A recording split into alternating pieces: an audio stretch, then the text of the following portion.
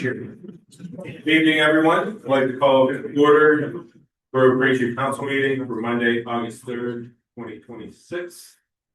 Let the record reflect that council met in executive session on July 17th. Consult solicitor regarding litigation. I'd like to offer a moment of silence for your own personal intentions, followed by a pledge of allegiance.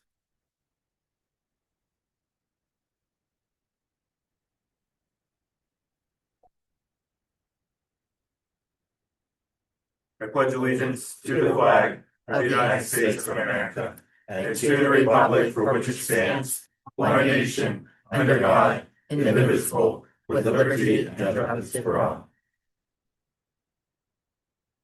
Gina, may we have a roll call, please? Mr. Allen? Here. Ms. Caskey? Here. Ms. Godovic? Here. Ms. Martorella? Here. Mr. Panza? Here. Mr. Schwartz? Ms. Schwartz? She's online. Okay. Mr. Ray? Here. Mayor Shank? Present. Before we go to the approval of minutes, I want to note change in the agenda in the spirit of continuous improvement. You'll note that earlier this year we changed public comment with two options to voice your comments at the podium. This month we're changing it so that you don't have, for the first public comment, it could be any borough related item, and the second public comment can also be any borough related item. So you don't have to wait till the end of the meeting if there's something not on the agenda. So item number 5 is public comment. At the end of the meeting, we also have another public comment. I just want everybody to know it can be anything related to the borough. Okay. All right, so we need approval of minutes for the July 6th meeting. I make a motion that we approve the minutes further. We have a motion. My second. The second. Any comments about the minutes? Okay. All in favor? Aye. Aye. Motion is approved. Approval of the minutes for the July 13th meeting, please. I make a motion to approve the minutes for July 13th. We have a motion. I'll second. Any comments, changes? Okay, all in favor? Aye. And approval of the minutes for the July 17th, 2026 meeting. I make a motion to approve the minutes for the July 17th. And I'll second. We have a motion and a second. Any comments? All in favor? Aye. Aye. All right, that motion is approved. Okay, now we'll open it up to public comment.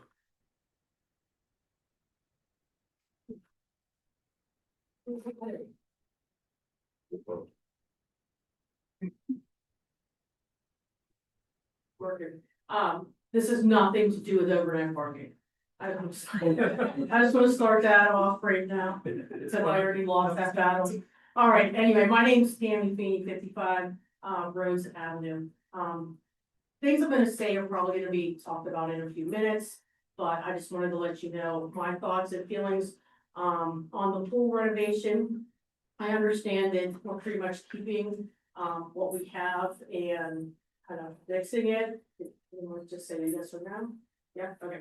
Generally, yes. Yeah, yes. Okay, my hope is that it can be done after the closure of the pool next year, and so I'm not gonna complain or anything, because I don't even know if you're gonna come back and tell us that.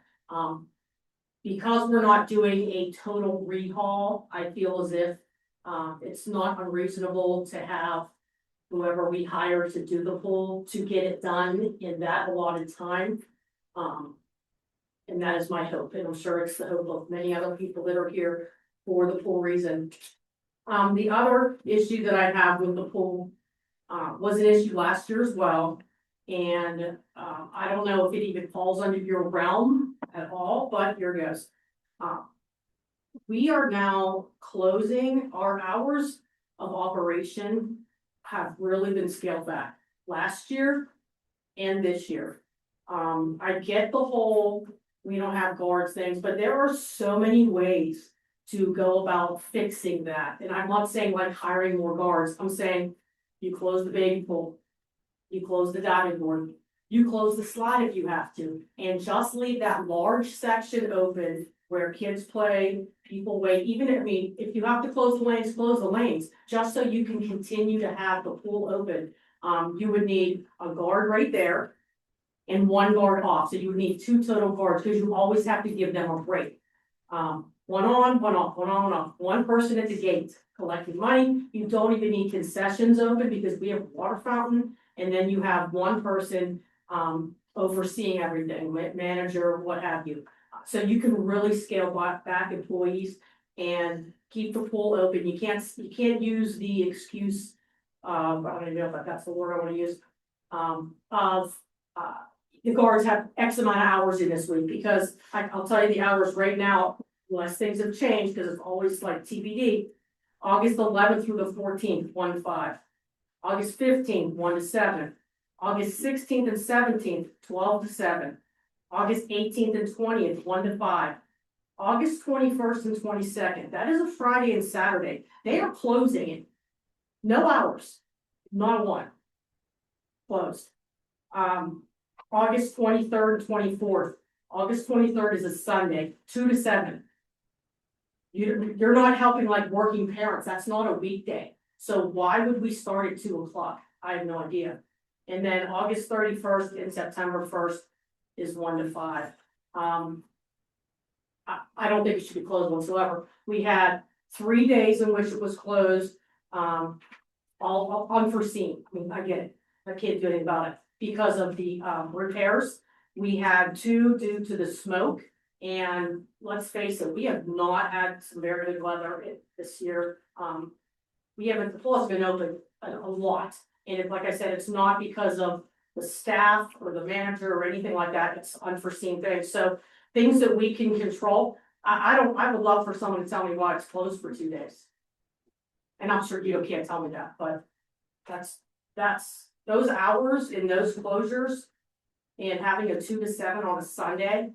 I think that is, I think that needs to be addressed. And I don't know if it's anyone here addressing managers at the pool or what have you, but I just wanted to bring it to your attention. Well, certainly people are pool users, but that's all I have to say. Thanks. Thanks, Katie.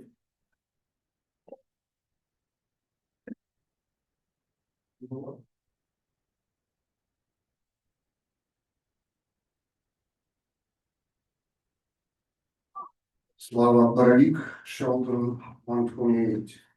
It's actually one worker swimming pool. So I know almost everything about this construction, about swimming pools. We did actually, what's next area? Scott, I did this swimming pool.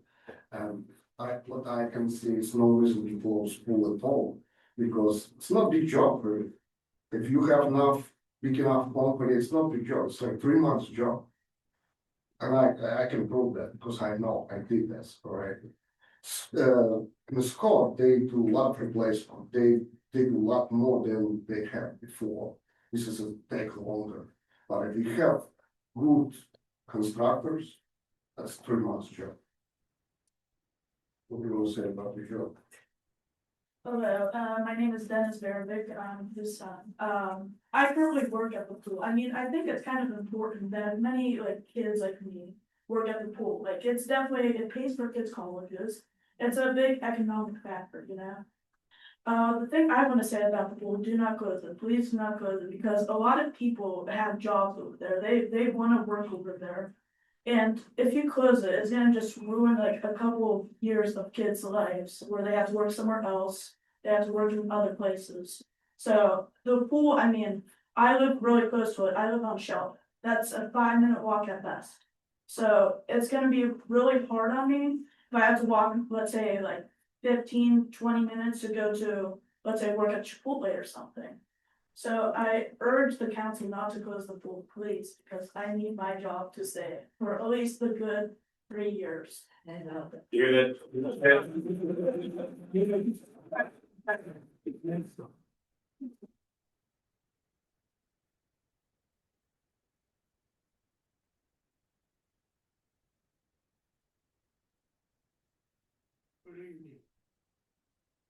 How many crimes? I live on School Street. Mr. Grimes, your name and address. And Grimes, oh, you said your name? Yeah, Yes. yeah. I have to compliment the management of the pool.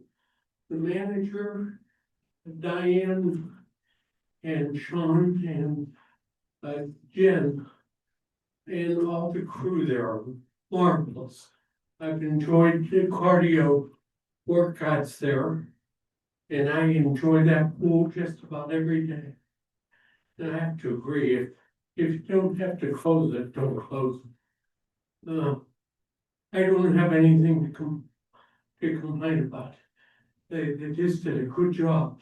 They had a lot of storms and stuff gets in the pool and they clean it up real well. So I want them to know that they do a good job. Okay. Thank you. Thank you. Thank you.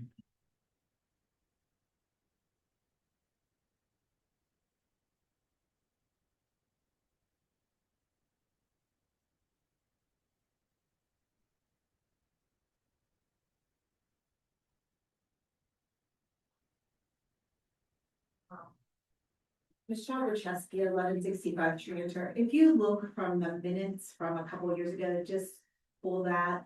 Because again, I just want to say, we have good fall weather, we have good spring weather. I work at Mercy Hospital, there's construction in January, February, March, April, like continuous, and you can pour concrete any day of the week. And please keep the pool open. And, you know, we have lived this tragedy for how many years now?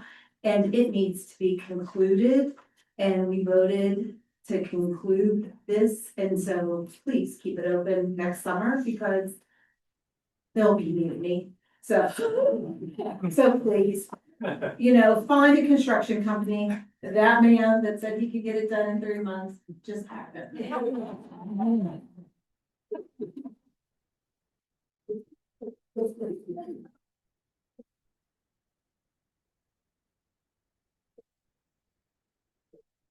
Any other public comment? Okay, remember you have an opportunity at the end of the meeting too.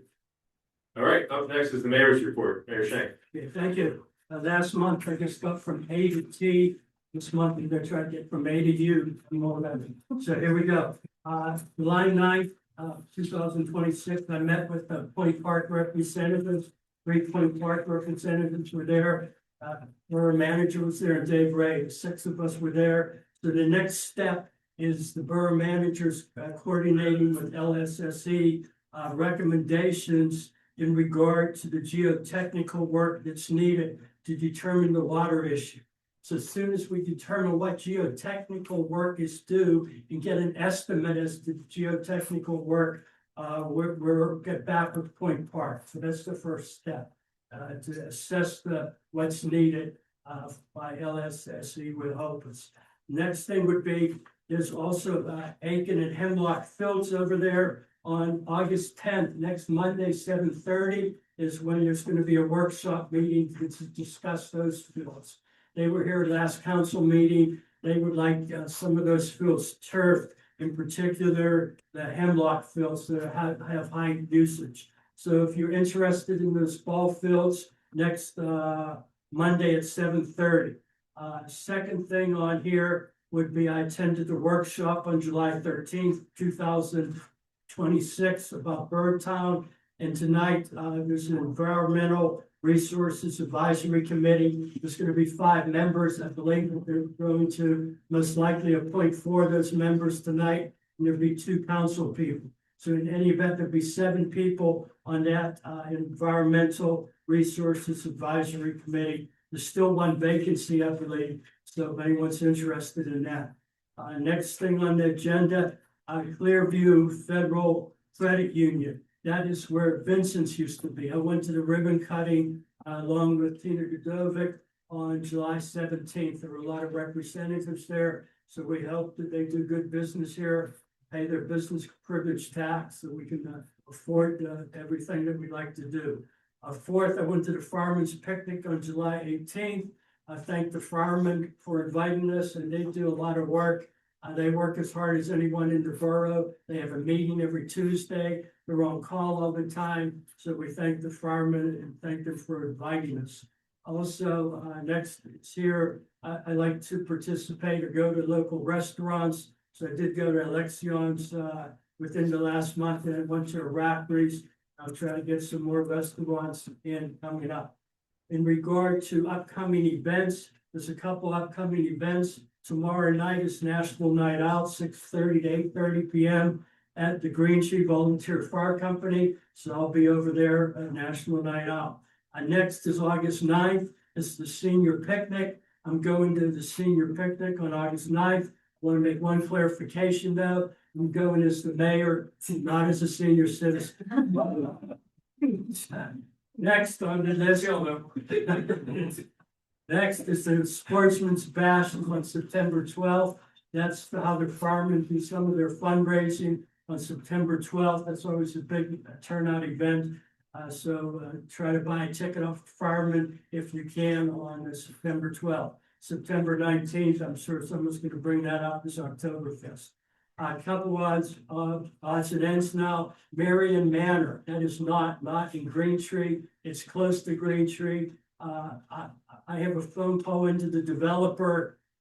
It was on the news. Someone told me, so they want to tear down everything and make it a 65-year-old and older development. So I'll get more details for next meeting. They've gone through a lot of different suggestions, but this is the most recent one. So I will work on that.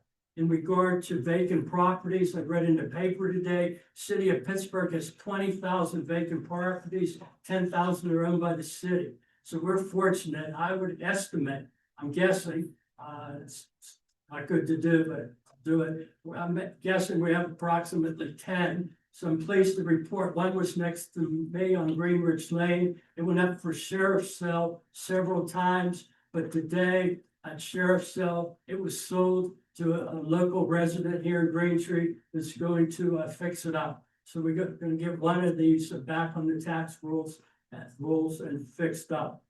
In regard to the zoning officer, I've not met him yet, DJ Clancy, I believe. Clancy, G-L-A-N-C-Y. So hopefully he'll be able to come to one of our meetings just to introduce himself. But I'll stop by the office and say hi to him. A couple more things here. I don't know what letter I'm on, but I'm getting closer. In regard to neurodivergency training that was brought up by some of the citizens. So I'm pleased to report that all 9 of our officers have taken the neurodiversity training and they've all received certifications. I have their certifications right here from Culture City. So we're neurodivergency certified, our police department, so I'm pleased to announce that. Next, we're getting a new police car. It would be placed in service within the next 10 days. So we replace the police cars approximately every 100,000 miles. Police cars get a lot of wear and tear because they're running a lot and idle and sitting, waiting for controlling traffic and things. So anyhow, council has a cycle and we're getting a new car pretty soon. In regard to solar paneled speed signs, 2 solar paneled speed signs have been purchased and they're on School Street right now. They're a little bit hard to move, I believe, but they are movable with solar panel. But right now they're on School Street. We have 2 battery powered speed signs. They were on Dell. Right now they're on Sheldon Avenue. So we'll see what happens there. In regard to donations, I know the Keystone Track and Field Team requested a donation from the borough for reusable warm-up suits. I think we need to get back to them. Yes, no, maybe so, since they did write to us twice. So I don't know how to go about that with the council. I don't know what kind of money they're looking for. So it would benefit Green Tree residents plus Castle Shannon and Dormont, but they have written a request for reusable warm-up suits to keep that in mind. In regard to I'll have more to say later. But I did hear, I mean, when I first started my law practice a long time ago, somebody gave me some good advice. And so now that I'm older, every now and then I'll throw out some. They said you have 2 ears and 1 mouth for a reason. You're supposed to listen twice as much as you talk. So I've always used that to good extent in my law practice and whatever. So anyhow, every now and then, I can't help it, but I'll throw out some things like that. So thank you, end of my report. Thank you, Mr. Mayor. You actually have something else on your report. Oh, yeah, I do. I got it right here. And so while you're doing that, just one clarifications. The Sportsman Smash, you don't need a ticket to get in. You can go in and still participate.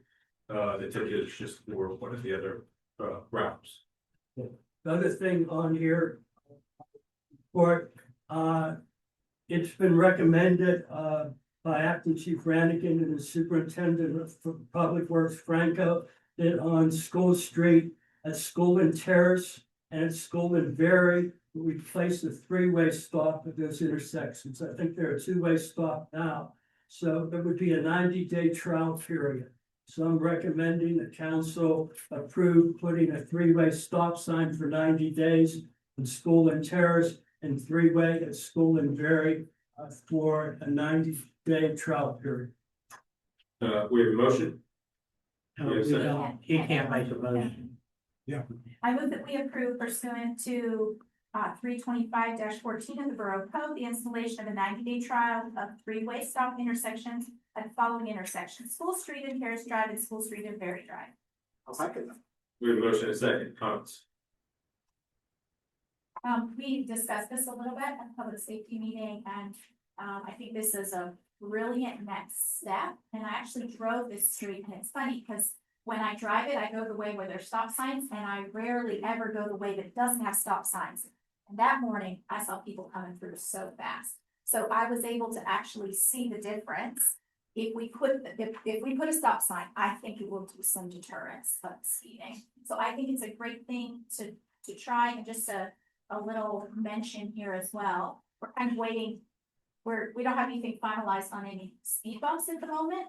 I think it would be a wise decision, and that's why we're recommending this happen first, just to see if this can mitigate some of the speeding and address those issues. The cops can more easily pull someone over for running a stop sign than for speeding. That's an infraction they can just have someone for pretty easily, and we think that forcing people to stop will help. So we're Public Safety Committee heartily recommends this motion. Where are we on the speed bump? So we had a traffic engineer come in and recommend them and did the resident survey. Where do we stand on that? I think our borough manager can speak to that. Gosh, I guess about a month ago, I asked Randall to look into some pricing options on ones that can be removed, so I'll have to check in with them. See what he can take. It's interesting. I think the survey came back about 2/3 were in favor of speed humps, while 1/3 was against speed humps.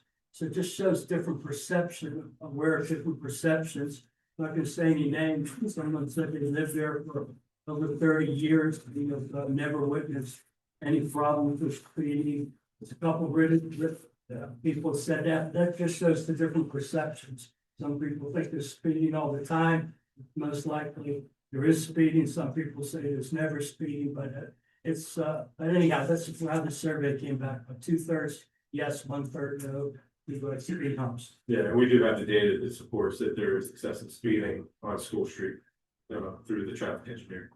So we can anticipate a plan for the speed bumps by next meeting, Mr. Wilson. Yeah, I'll see what Franco was able to unearth, get back. And then when can we expect the stop signs to be installed? They are, I believe, installed today. And then they're enforceable after Thursday. They're waiting for us to. We can't, we're approving them tonight. Yes. But They have to be before we can actually ticket someone for going through one. so we don't need a vote. We're voting on enforcing the stop sign, not the actual installation. Okay. Okay. Yeah, and they have to be advertised to the public, which Thursday is the first publication. So, They're up, I wrote 5 today. did you stop? We can vote on it, yes. Everybody who's here. All right, we have a motion and a second. Any other comments? Okay. All in favor? Aye. Opposed? That motion passes. Okay, next up is discussion about the Wilson Pool renovations. So, Mr. Stanton, with our engineering firm, I'm gonna hand it off to you. Yeah, thank you, Mr. President. You wanna go to the, do we have a handheld camera? Voting fine. One of the things that I had mentioned at a prior meeting is our firm met with members of the Planning Commission, Public Works, council representative towards the end of April, discussed some of the concepts relative to the pool improvements and come up with 3 larger objectives, which was primarily minimize the downtime of the pool during construction, elongate the useful life of the pool, and 3, if there's any cost savings in the process, to be able to realize those.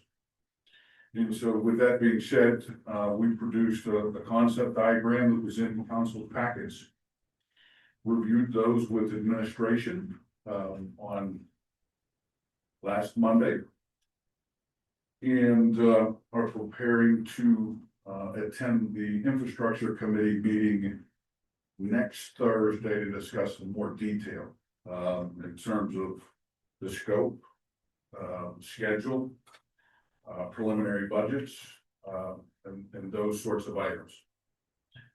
So that would be an invitation, you know, to discuss this in a lot more detail next Thursday. And then following that discussion, come back with council to identify any comments received by the infrastructure committee, and receive again more public comments next month. So, since it was advertised, we're gonna have a deeper pool discussion. I know next, the infrastructure meeting, you're gonna go into the minutia. If you could just explain what those 3 options were, where your high level recommendation is now, and any other responses to the concerns you heard tonight. Yes, in terms of the swimming pool improvements itself, meaning the main body, initially identified 3 options for the concrete work. One option was rehab the existing spots that needed based on the ground penetrating radar survey that was done this spring right before the pool opened. And associated with that option, once those concrete repairs are made, install a liner as part of that. That would be option A. Option B would be primarily replacing all the concrete with new concrete.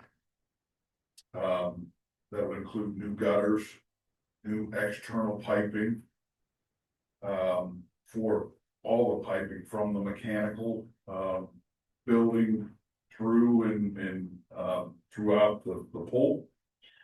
New gutters, and a strategically placed ADA access ramp that doesn't exist there currently, to be our primary access point for inclusivity, with maintaining the existing chair access as our secondary entrance.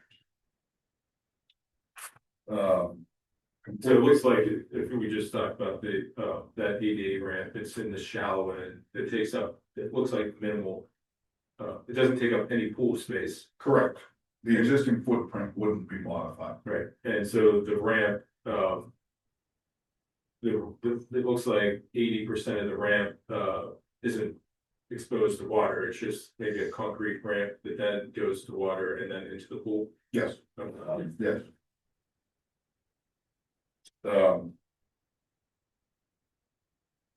And it looks like, this initial design here, you're relocating the diving board from one side to the other.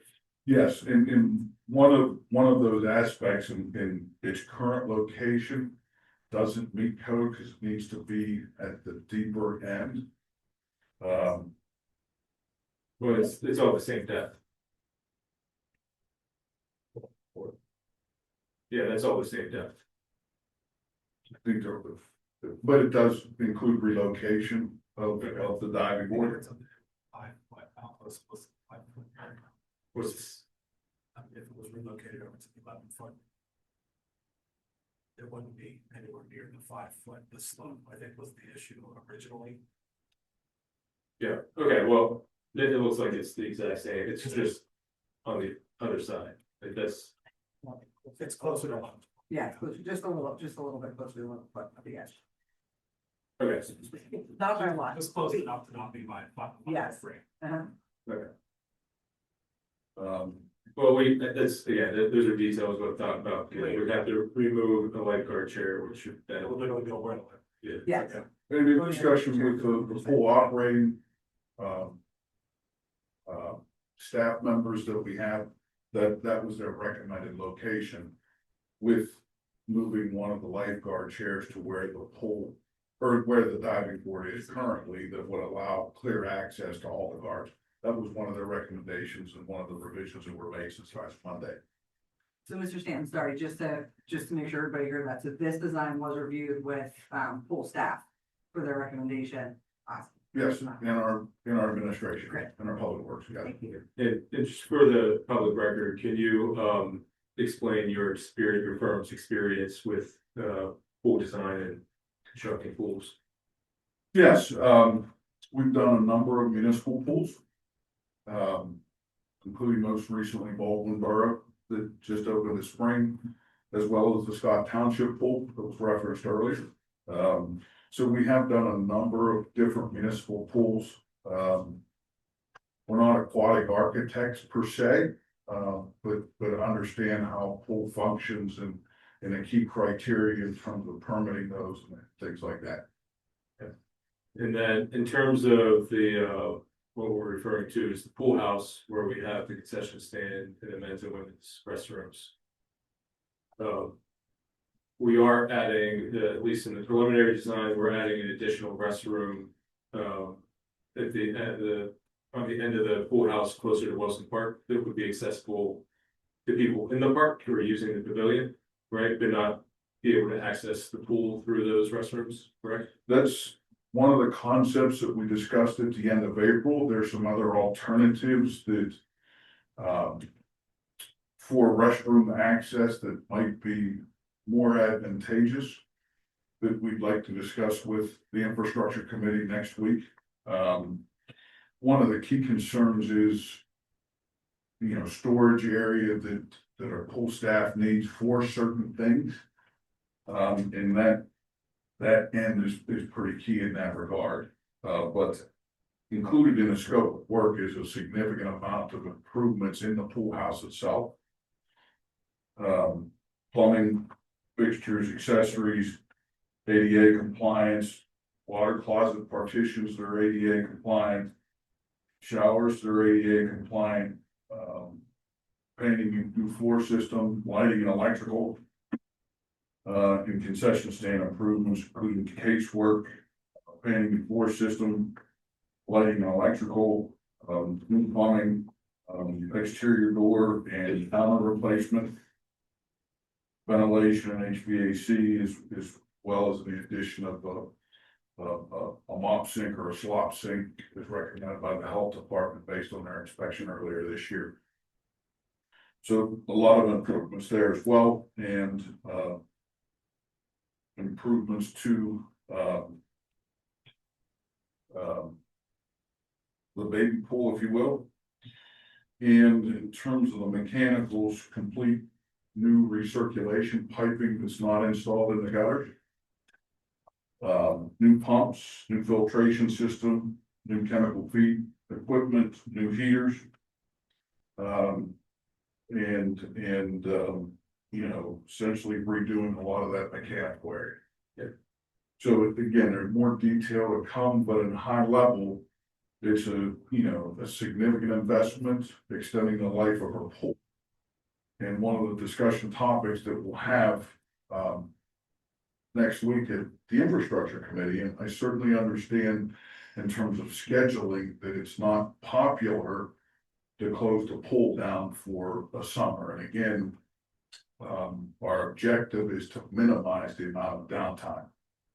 Our initial thinking would not be to close down the pool in 2027, but to enter into contracts, start the procurement and start construction, shortly after next pool season.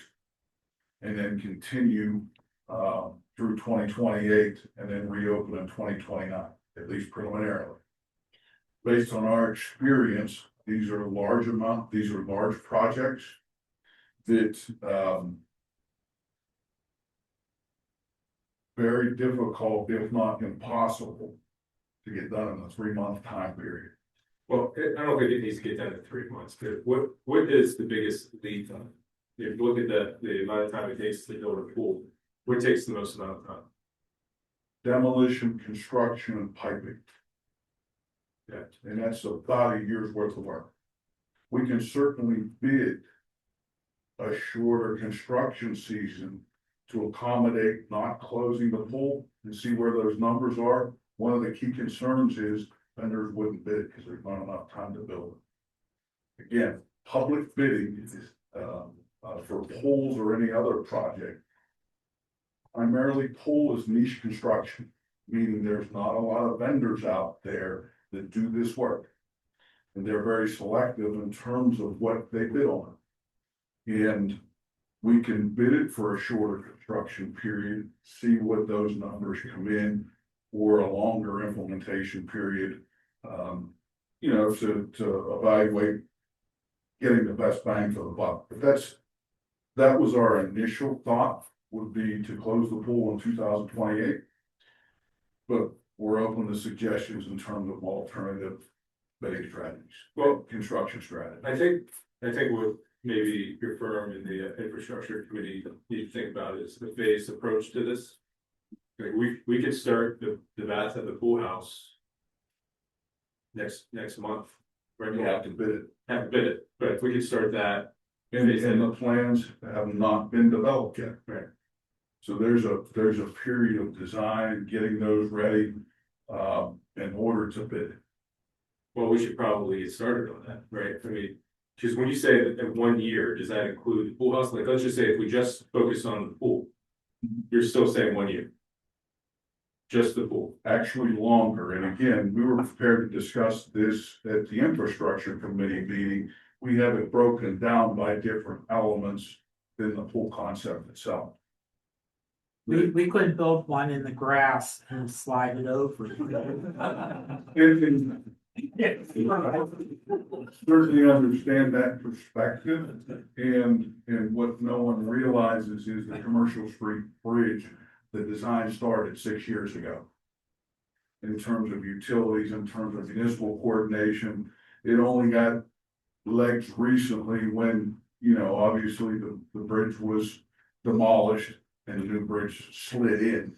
But the legwork started 6 years ago on that specific aspect. Well, you know how much this pool means to this community, especially the people sitting behind you. Yes, I certainly. I think we need to find a way to get it done without closing the pool. Yeah. And even if that means opening the pool for a month, I think it's still a win. So let's figure it out, because I don't want to go to the neighboring communities. I don't think anybody else does either. I certainly understand that perspective. Thank you. Can you recall how long the other projects took in the other boroughs? Yes. Because maybe 2 that years they were close. they were close 2 years. Yes. Baldwin. Yes. But that was a complete redo, right?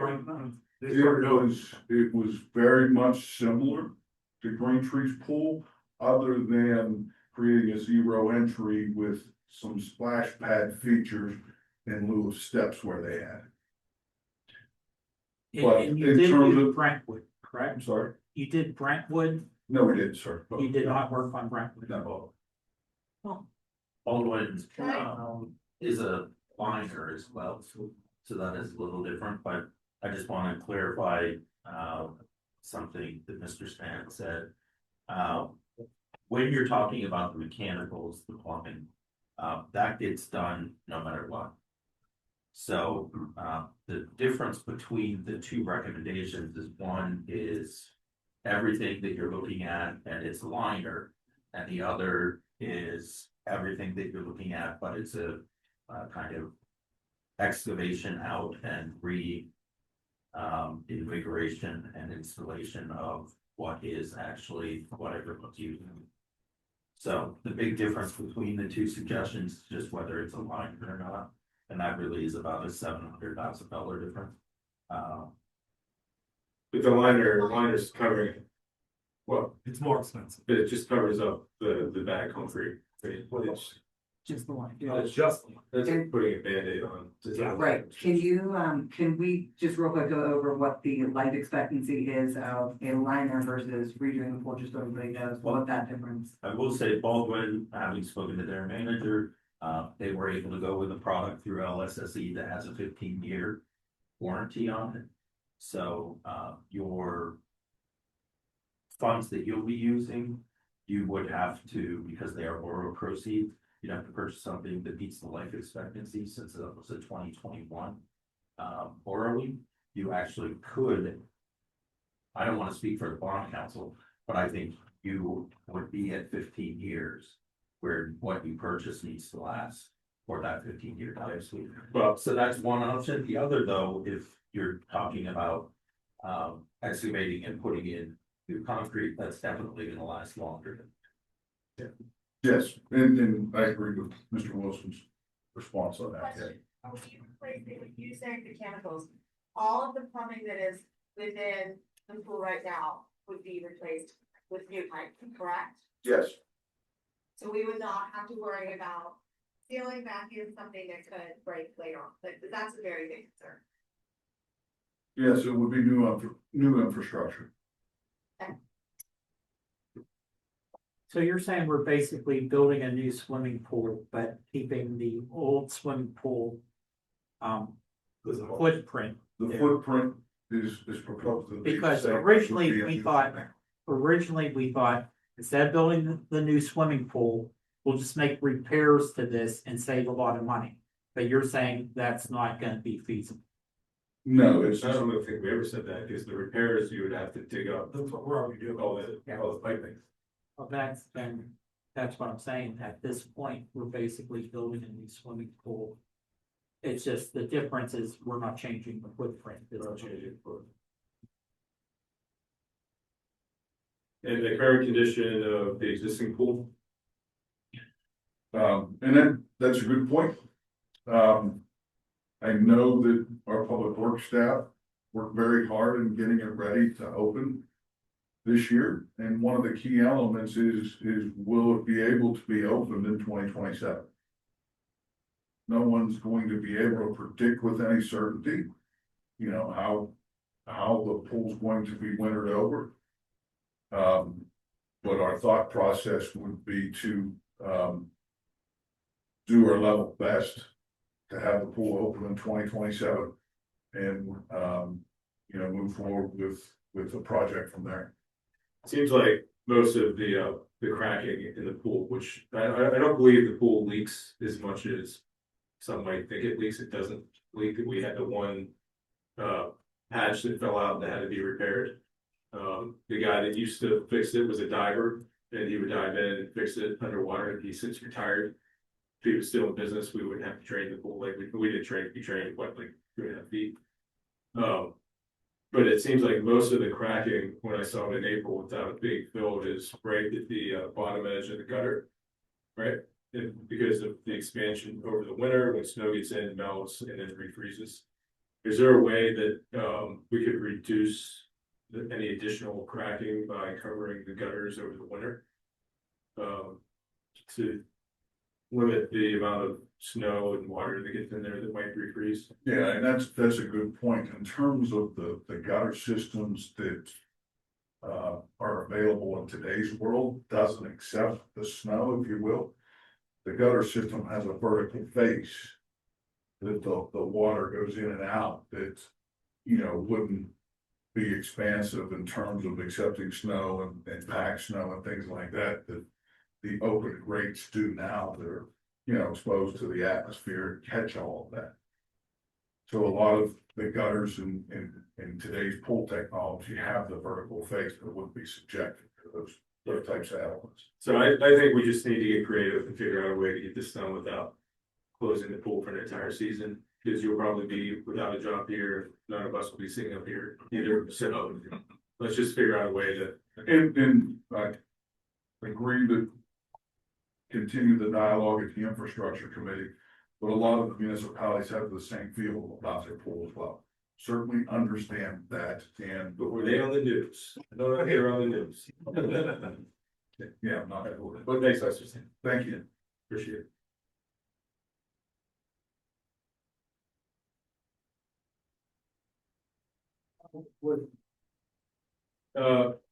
If you don't mind, at the end, we have public comment that you can ask those questions. Thank you. Okay, up next, new business and committee chair reports. Ms. Caskey, you're first. So the public safety committee met, and as always, our meetings are on the fourth Monday of every month. And the mayor covered a lot of things that were discussed in that meeting. And additionally, the only other things that were not mentioned was the committee is recommending that we table the police policies until a later time, when hopefully when chief of police has been hired and can address that. That's at least where we're setting it right now. And then the second thing is a motion we have on the agenda that we talked about was the chief of police vacancy. And so I would like to move that we authorize the mayor to advertise to fill the vacant position of chief of police. We have a motion. We have a second. I'll second it. I wanted to, so this was, the verbiage for this was, explained to me as the fast utility indicator on the in charge of the police department. So this is an opportunity for us as council to sort of state our position as to where we stand on our recommendation for hiring a chief of police. And so I guess my question is, if we move and if this is approved, then what's the next step? That's my question. Are you addressing the question too? I don't know, maybe the, I'm not sure, I just don't know. Does it sit? I guess, does it sit? Whose decision is it after that? Do we just advertise if that's what council has decided? If council decides that tonight, is that what happens? Or does it sit there if it's not, yeah, where does the decision lie at that point?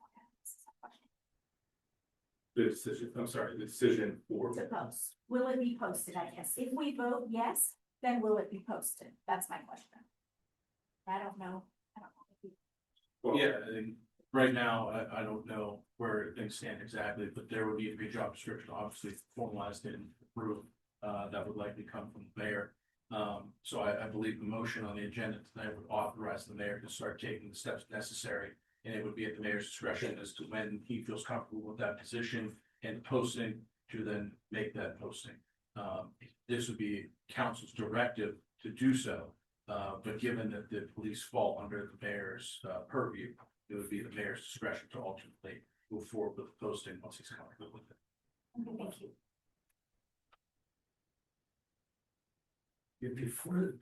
Before the vote, I'd like to make 10 points. So that's less than a year. In any event, the first point is the police officers, they listen to the council meetings and they pick up a certain vibe. I'm not gonna say what the vibe is or isn't, but they do listen to council meetings. They do listen to council members. They listen to citizens. And unprovoked for me, They wanted me to read this in particular. On or around the spring of 2023, Lieutenant Brannigan was made acting chief. Since this enactment, the department has flourished. We as officers are valued and respected. Lieutenant Brannigan expects officers to provide a high level of professionalism and dedication to this community. Lieutenant Brannigan entrusts officers with delegating duties within the department and giving the officers ability to effectively do their job. Lieutenant Brannigan is fair, but will swiftly and justly handle any problems that may arise. Lieutenant Brannigan has always made it known to officers that he has one goal. He wants the department and borough to flourish long after he is gone. We are happier, healthier, and flourishing more than any other time in this department's history. All the officers agreed to that statement. That was my first point. Second point is productivity. To the extent that any productivity has been questioned, Lieutenant Brannigan, as past chiefs, have put out a monthly report. For the month of July, they responded to 11 accident, 16 animal complaints, 36 ambulance assists, mutual aid assist going with other communities 8 times, 8 disturbances, 3 domestics, 5 mental health, 12 suspicious activity, and 11 welfare checks on elderly patients. Those are the bigger numbers. There's a lot of 1 and 2s here, but I won't read all the 1 and 2s. In regard, number 3, in regard to cost savings, our borough manager looked into that, and I'm just going to read 2 sentences from his report. 1, hiring a full-time chief of police is not expected to reduce overtime costs.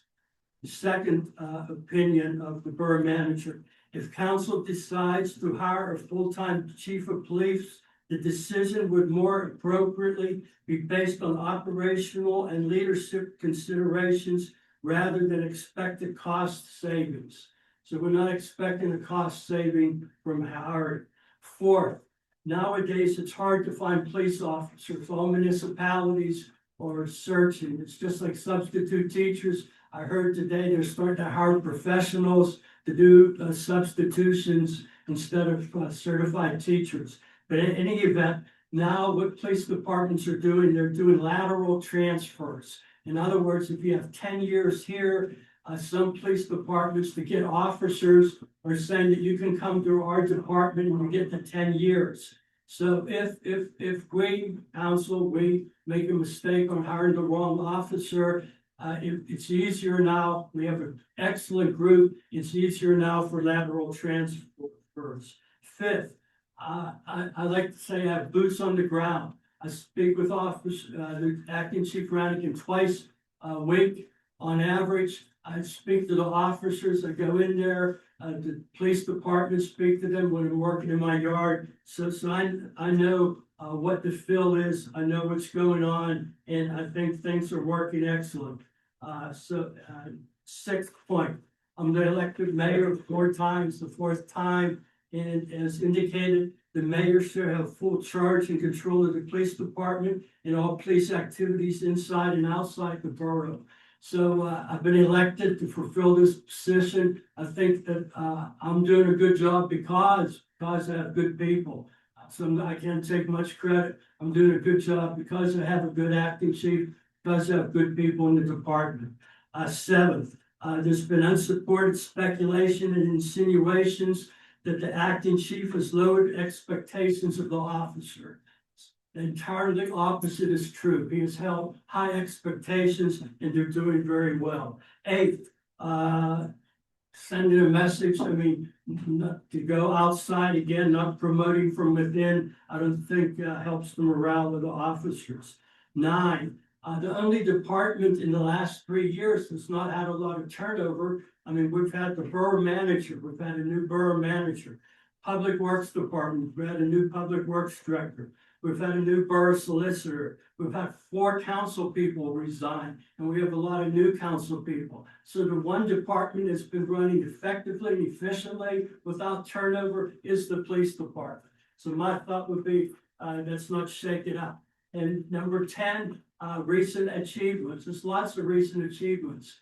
I know that they're putting the policies off, the police policies, but the chief has he's not enacted. He's suggested 134 policies he's looked at. He's run them by or a sergeant. The sergeants approved them and made suggestions. He's run them past the union representative. So they have 134 policies covering all aspects of police work. So at some point in time, we'd like to get those enacted, but that was a lot of work on his part. Next, he has the officers invested in the police department. Individual officers are in charge of lasers, one officer in particular, another's in charge of guns, another's in charge of vehicles, another one has been going to school for 2 weeks, accident reconstruction, then he has a school liaison officer. So he's investing these officers, making them feel part of the community, part of the police department, so that's good. The 18, we've talked about the 18 on the police report 3 times. We use the 18, the social workers. So the police department is not hesitant. They've accepted this 18, the social workers, and they're calling on them on many occasions. The first responder training in regard to neurodiversity, I asked the acting chief to do it. He got that accomplished within 2 weeks. After I gave him all the contact information, he did that within 2 weeks and got the certifications.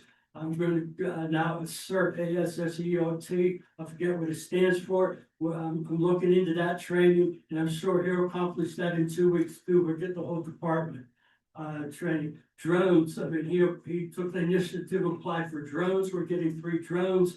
We have a fleeing suspect, or we have children lost. We can get that. And also, he has an electric. This is just recent in the last 2 months. He's done these things. We're getting a go-kart. And it's an electric vehicle, and you have goggles, and it's going to be impaired or distracted driving. So you're in the impaired or distracted driving. You put these goggles on, so we're going to communicate, interact. The officer's going to interact with their teenagers, let them have these vehicles. They're going to think it's fun. They're going to have these distracted. Put the goggles on, and it's going to be impaired. It's going to show what it's like if it's impaired. It's going to show what it's like on the distracted driving. So our police chief has not been a caretaker. Acting Chief Rannigan has taken the initiative on multiple things. He's gotten the morale up. So my thought would be, it's a well-run department, and just because the word's acting there doesn't make it any less qualified. Thank you. Other comments?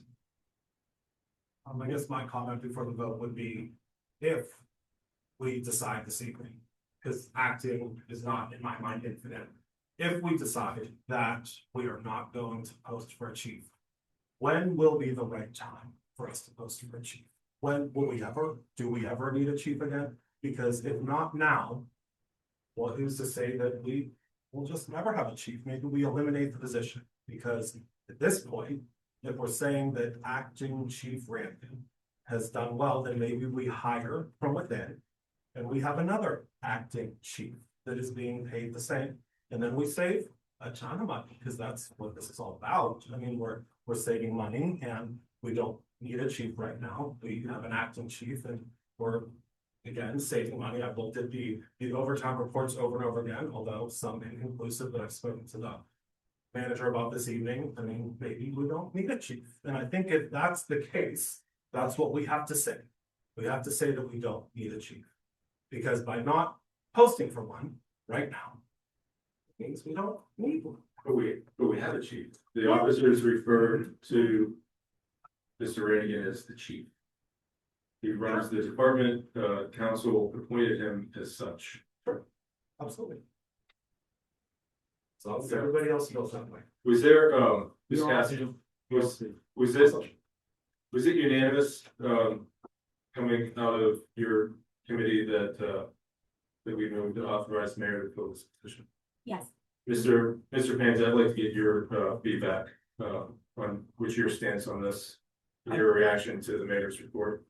I personally think if it's not broke, why fix it? Then why did you agree to? Why is the opinion of the Public Safety Committee unanimous. Because even though I may disagree with it, I vote for what the people want. And my constituency thinks we need a chief of police. So I vote for that, not for my own personal thoughts. I don't understand, like, I don't understand why we say, we need a chief of police? How would you characterize, if you had a job description? What would a chief of police do different than what Mr. Brannigan is currently doing? We've talked about this, we've gone round and round about this. I'm addressing Oh. Mr. Panza. Excuse me, sir. This was my idea to begin with. I mean, you're talking to the person who said, hey, let's just keep an acting chief. Is that where your constituents said? No, they would like to see a new chief. Why? Was there a survey or something that was sent out where the constituents did say they wanted an act? Yeah, a majority of people I talked to wanted. But was, How many did you talk to? was there something in the past, maybe like in a different council, that survey or anything that went out? We could do a straw poll right now. I was just curious. if However- Something went out, there However, was data on that. I Maybe I'm- approved to advertise. Didn't say we're gonna wind up with the chief for everything. Correct. You just said, Emily, yeah. I'm sorry.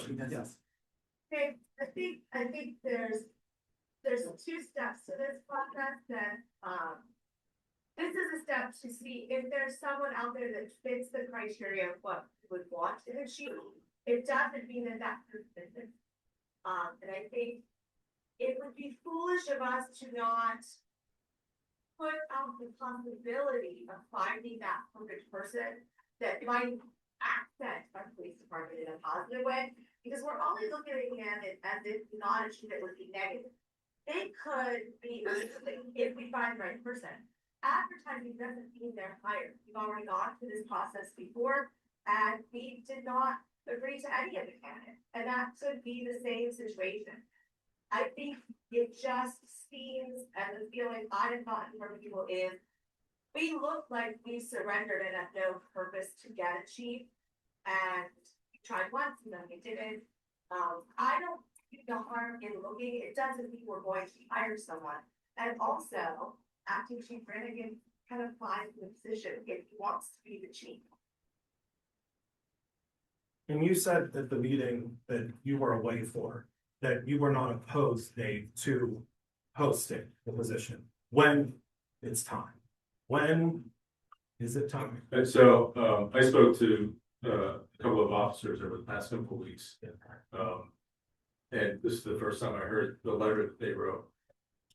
I'm of the opinion that a strong leader creates a work environment where people want to be and that they're productive. And so when we say we need to find the perfect fit, don't we already have it based on the feedback that we're getting from the officers? I've yet to hear from anybody who's interested in posting for this job. What are we currently missing from our leadership in the police department that would want us to look for somebody else? What are we missing? What, Mr. Panza? Based on your- I wanted a public safety director for the last 4 years. And so I said, we don't need the chief. it's not a question. Everything's working perfect. It's not the question. Okay. The question is, based on your overwhelming majority of the constituents you talk to, why do we need to change the current state of affairs? I can't find one reason why we need to. Based on, so when somebody says we need a chief, based on what? Why? You just said everybody you talk to says that we need a chief. Yeah. Why? Do you say why? Or do you say, okay, No, I hear what they're saying. so what are they saying? They feel that our charter calls for chief, so that we need a chief. Mr. Gannon, are we violating our charter in our current state? No, okay, so that. Now, Oh, Mr. Ray, you got the wrong person here, because You all just we said- did, all we, I said was, yes, You just said you heard- I was for having this on the agenda. That's it. based on what you've heard from the community, Mr. Ray. I'm trying to understand the why. What is the why? I guess my question also would be, why does our acting chief not want to be chief? Because that would just solve everything, wouldn't it? That he He became. wants to be chief, he's acting in the capacity of chief. I just don't understand, like, what, Can't we just officially make him chief? Yeah. Just officially. We make him did. chief? we did. We appointed him as chief. Can I please speak? You put it in the act. Well, it's, I would like permission to have the floor. Hmm. May I have the floor? yes, There is a difference in an acting chief and a chief that has been appointed as the chief, not as acting chief. And there are differences. We have asked the question, and there are pay differences. There are significant differences. There are differences in who they report to. And so when you have an acting chief, they're allowed to be in the union. And so there are a lot of things that limit how council can direct them to do things. Or even there's issues when it comes to supervision.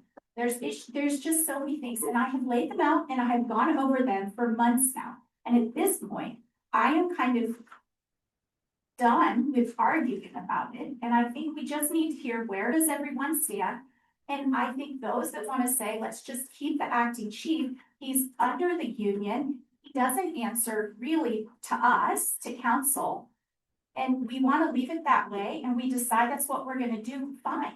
I'll sit down and play with my toys quietly, but until we make that decision, I think we have a responsibility to the residents to take a stand on this. Are we going to? I'm sorry, I don't mean to interrupt you, but you're saying we take a stance, I guess I did, I apologize, but you're saying we take a stance for the residents, but there was no survey done on residents, so I just wanna make that statement clear. No. There was no survey, this is all who people talk to, so this isn't data driven, what residents are asking for, so I just wanna make sure that's on the record. There is no data supporting this claim, so we are stating this is resident driven without support, so just making. I'm not saying it's resident driven. I'm not saying that. I'm saying we have a responsibility to say where we stand on this. That's what I'm saying. But Do we want to keep an acting chief, or do we want to try to hire for a chief that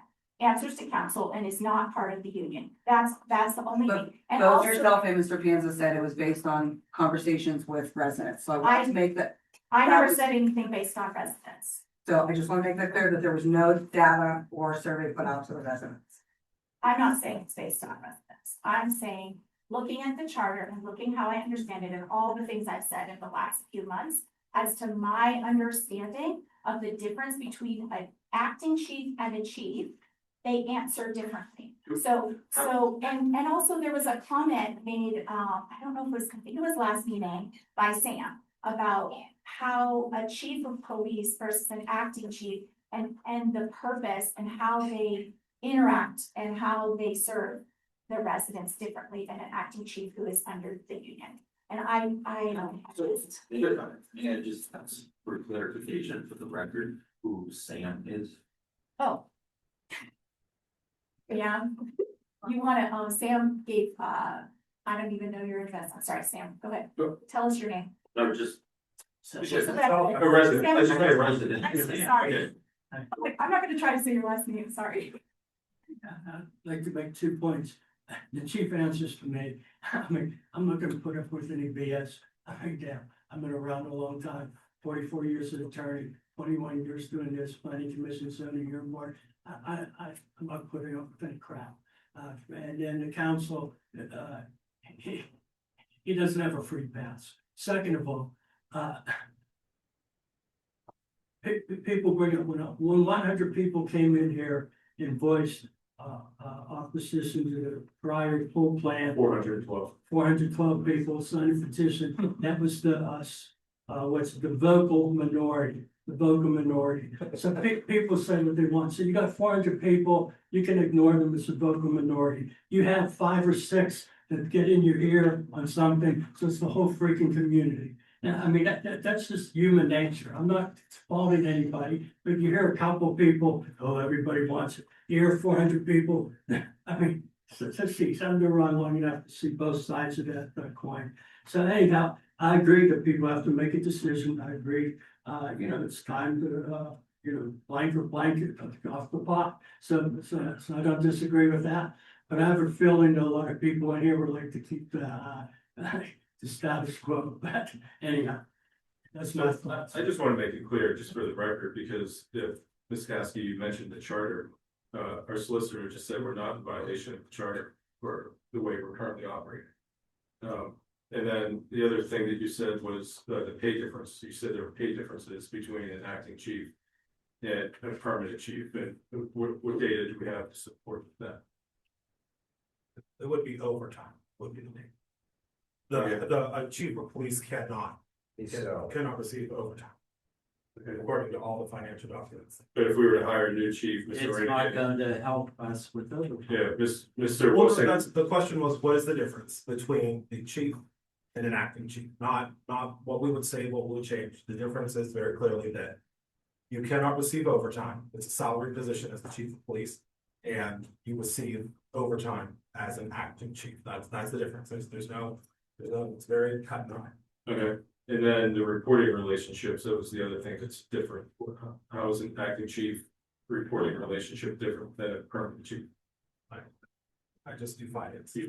Ms. Cassidy, you said that, you said there was a reporting relationship difference. The acting chief and a permanent chief have different reporting relationships. I'm sorry, I don't have my notes right in front of me. I've talked about this for several times and in public safety meetings, we've talked about this piece. But Well, from we're what I- ready to from what vote. Yes, we're ready to vote. From what I understand, there is more of a direct answer or direct responsibility.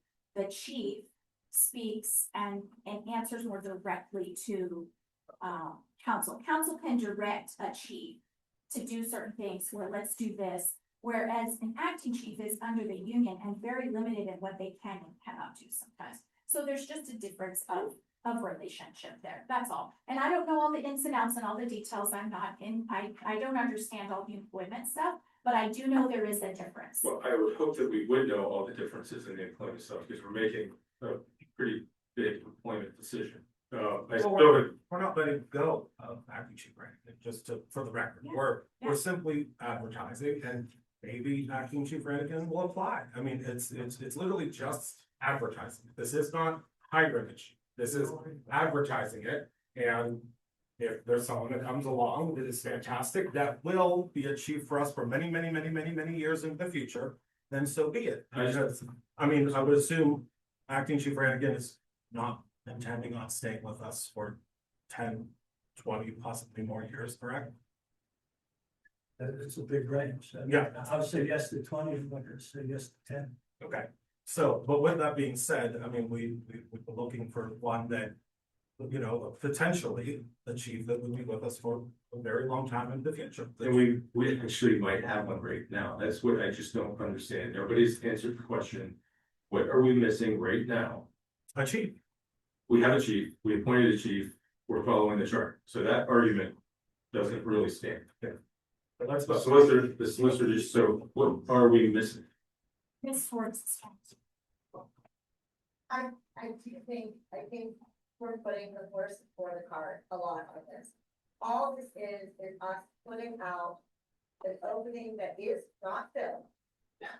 To see if there is anyone that would be a fit.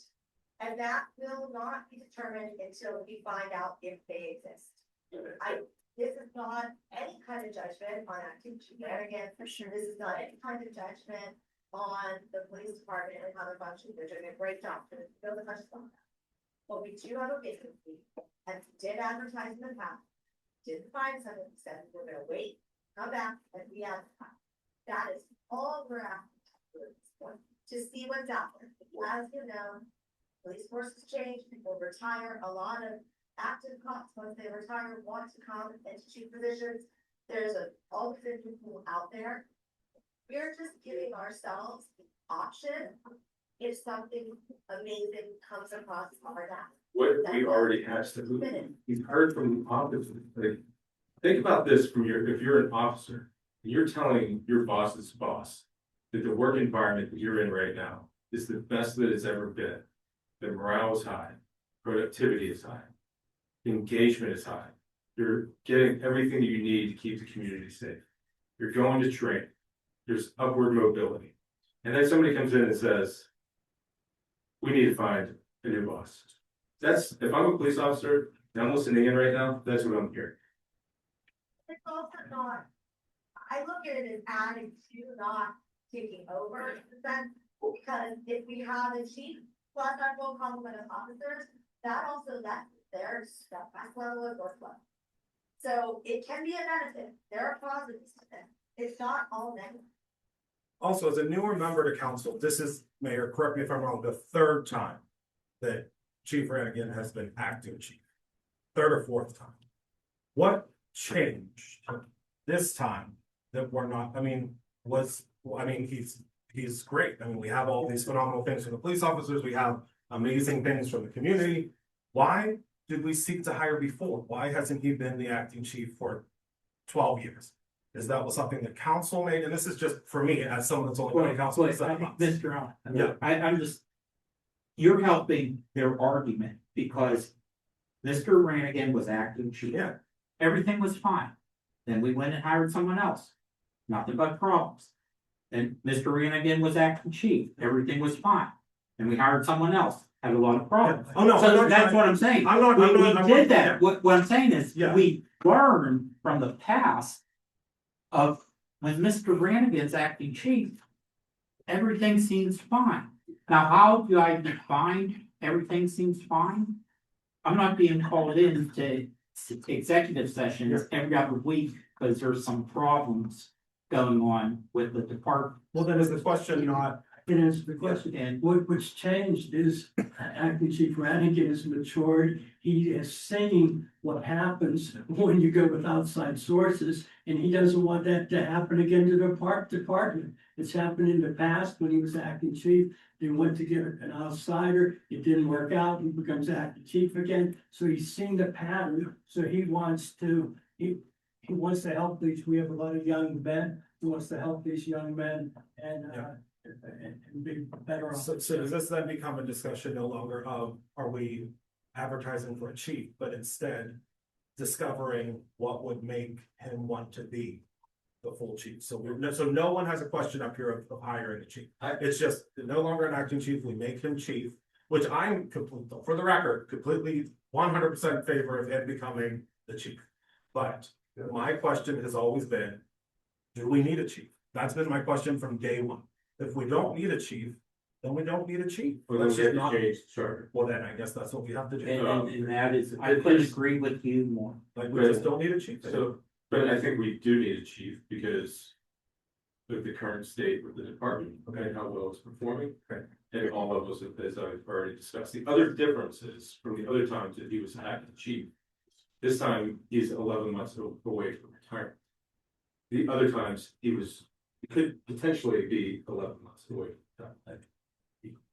11 months away from entering the drop, we have a drop Yes, system. thank you. Once you get to a certain age with so much years, you can go into the drop program. I don't know what it stands for. Deferred something, and once you go in the drop program, you have to retire within 5 years. So you still don't retire when you go into the drop, but your pension's already set. The day you go into the drop, your pension's determined the previous 3 years. What you make the previous 3 years before you go into the drop is 50% of your pension. Your pension does not change in the drop. So that's more of an incentive for somebody to take a fixed salary because their pension's already fixed the day they go into the drop. And so, thank you for clarifying that, Mr. Mayor. That's what's different this time. Those previous times, that he wasn't as close to the drop as he is now. But also from a Hey, finance. Mr. Mayor, if I may for a minute, and Mr. Ray. Not to interrupt this conversation, but you guys do know what you're talking about. Mr. Allen, you have no idea what you're talking about. None of you guys have any prior or current law enforcement experience. Is that true? I'm just a military wife. I've never Thank served you for your like, service, too. nope, I've never Listen. served. I live at 1006 Dale Drive. I've been a resident here for the last 30 years of my life. Okay, Mr. Allen, I would appreciate it, Phil. All right, I just, this is So, time. to Mr. Don't let anybody else. Mr. Brannigan Sir, can you, listen, He Just is this thing, he just- is the guy You- for the job. can you please hold your comment until the next opportunity, please, so that we have consistency in the rules. I appreciate it. I appreciate your comment, but we need to follow the rules. Thank you. Allocation. Yeah. These are only two options. Is there not a third option? Like if we explore all options, like is it either we stay with acting chief Brannigan or we post? Is there not a middle line where we can work to make acting chief Brannigan the chief without, like this is it. There's no middle. That's my understanding. He could apply to the, yeah, he could apply to the chief positions. That would be the middle of that, right?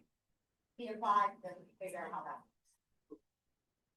If he applies, do we have to advertise? Do we still have to advertise? Or, do it fine.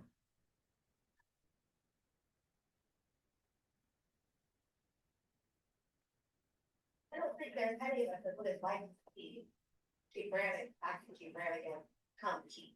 It's just how we get to that step. There's no other way to get to that step than doing this. And this is the other question, we have to find out if that's what he actually wants to do. We're all assuming that maybe he might wanna just retire, and he has every right to do that. So that's something to consider, you know, it may not be just as king. Mr. Mayor, does he have to enter the job? No. Okay. Because potentially if he does, he only has like 4 to 5 years. Yes, correct. So if he doesn't, then he will just continue as long as he wants to. Right. Okay. As acting chief. Yeah. Or as just whatever position. Right. Yeah. Any other comments? Gina, for this one, can we have a roll call vote, please? Yes, Ms. Kowski, Yes. Ms. Godovic, Yes. Ms. Martirella, No. Mr. Panza, No. Ms. Schwartz. Ms. Schwartz, Yes. Mr. Allen, Yes. Mr. Ray. No. Okay, that motion carries. So, the mayor is authorized to proceed with, next step. So I'm really curious, it goes back to my original first question when the discussion first came out. So nothing's actually authorized, the mayor has the choice, and he stated very clearly this evening that he has no intention of advertising. I didn't say that. I know. I'm just wondering. He might not do it for 12 months, but. Yeah. I mean, it's in your purview of when you want to do it, correct? We had to check with the solicitor. Yeah. I mean. He's gonna have to look into it, I'm gonna look into it, so, I'm not sure what I'm gonna do at this point. Yeah. Okay. Thank you. I'm gonna do whatever sleep. Ms. Caskey, it is still your report. So I move that we adopt resolution number 1395, authorizing the sale of surplus borough property by electronic means pursuant to the borough code and directing the borough manager to advertise and conduct the sale.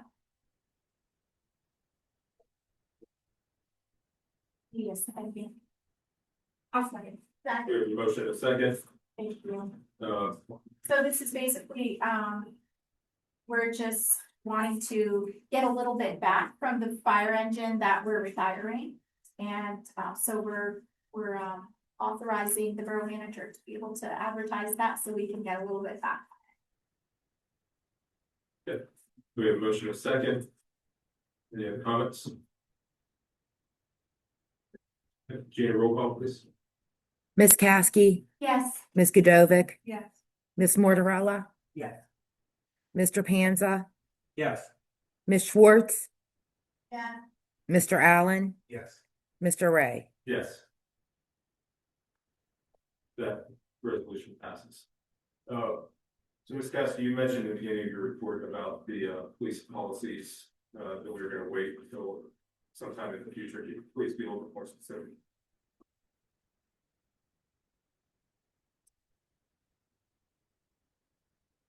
think we can refer back to some of the minutes, some of the statements I made about this in the past. And at our public safety committee meeting, we talked about the fact that this was something we would want input if there was an incoming chief of police. So we were just not wanting to put the cart before the horse and allow them to have some say in that in new policies. And we also do not have and have no ability at this point to get a red line version of the policies that have been changed. So I have no idea, looking at the policies, what's actually being proposed to me and what the possible, what the changes are, what the effects of those. I don't feel like at this point we can have a meaningful discussion because I have no explanation as to what was changed. I'm just handed the policies. Yeah, that's not true. I gave you an explanation. I also gave you contact for Lexipol. Did your committee contact Lexipol? We have not contacted Lexipol because we determined that we would wait until this was decided first about the chief of police. The posting or the hiring? So now that we posted it, are you gonna move forward with the policies? We'll definitely put that on the agenda for public safety this. I think it's for- extremely irresponsible of the public safety committee not to put forward policies that have been reviewed by attorneys, by leadership in the police department, by our manager. The way it currently stands is that there's more restrictions that gives greater oversight to the public than our current state. And I think it's, again, irresponsible and potentially putting our officers in danger that we don't have, that your committee will not pass Mr. Ray, these updated policies. Mr. Ray. So you said you don't have a comparison. I gave you a comparison. You've also had a couple of months. Comparison. You also have, which is pretty dead on accurate. I have no idea how to know that. And I don't have access to people to help me understand what these policies are. I have no access. You have access to the police department. You have access to Lexipol. You have access to whomever you want. You can call the local government academy and talk to their experts. There are plenty of resources available to your committee Mr. to Ray, determine whether or not. Mr. Ray, I will not be scolded. I will not be When scolded. you say you don't have access, I'm just. I have not been given access. I have asked questions in writing over and over and have not received responses to them. So I want. Say no response. I gave you. You gave me an AI assessment, and some people are not in support of using AI to find those things. I don't know where to even begin, and I have asked for help. And you can continue to blame me for it, but the fact is, I said, I think we need to wait until we have a chief that will discuss these things with me. So that could I go have on no- indefinitely. I- That could go on You're right. 3 years from now. If nothing happens based on this tonight, Mr. Ray, if nothing happens based on this vote tonight and we don't post and there's not a new chief and that doesn't move forward, you're right, there needs to be a pivot. And that's why I'm saying I will discuss with public safety, the public safety committee. But that's what we said last month. I just want to know, when are we gonna put forth updated policies to keep our officers safe? Know what the changes were. You have the old policies and you have the new policies. And you have access to all the resources available to you through the department and through Lexipol. I just don't understand why we continue to hold off on these policies. Mr. Ray, I have discussed this in public safety meeting and we have come to an agreement about it. And I have, it's just interesting that publicly you're gonna say this to me, but I don't have answers. I have asked for some support and for some, I don't understand what the changes are and no one will tell me what they are. They just want me to put forth the policies to be voted on. I don't think that's responsible. And I stated that very clearly a couple weeks ago in my report. That's public. We can look back on meeting minutes and see where I said this. This is why we're waiting. And so I don't think at this point this is fair. So if I was the chair of the public safety committee and I had an issue with needing to know the difference between the old Lexipol version and the new Lexipol version, I would contact Lexipol myself and ask them, is there a way, right? Because you were told there wasn't a way from the mayor and Mr. Randy. You also told me that.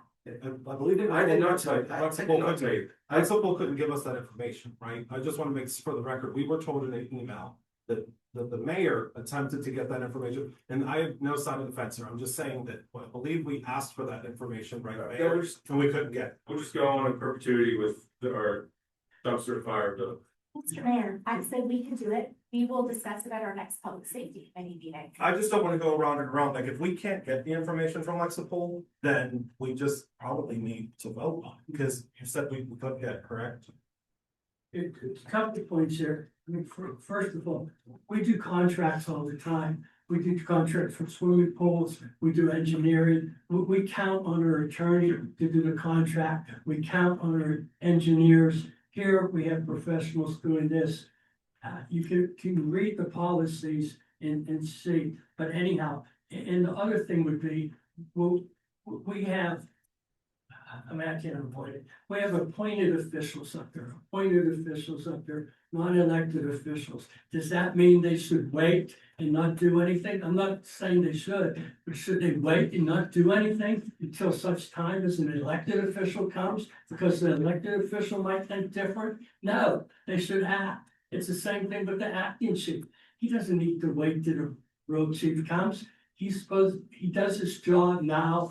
The appointed officials, council people do their job now and not kick things down the road. So I don't see any difference than appointed officials do their job now, acting chief Rannigan do their job now, approve the policies.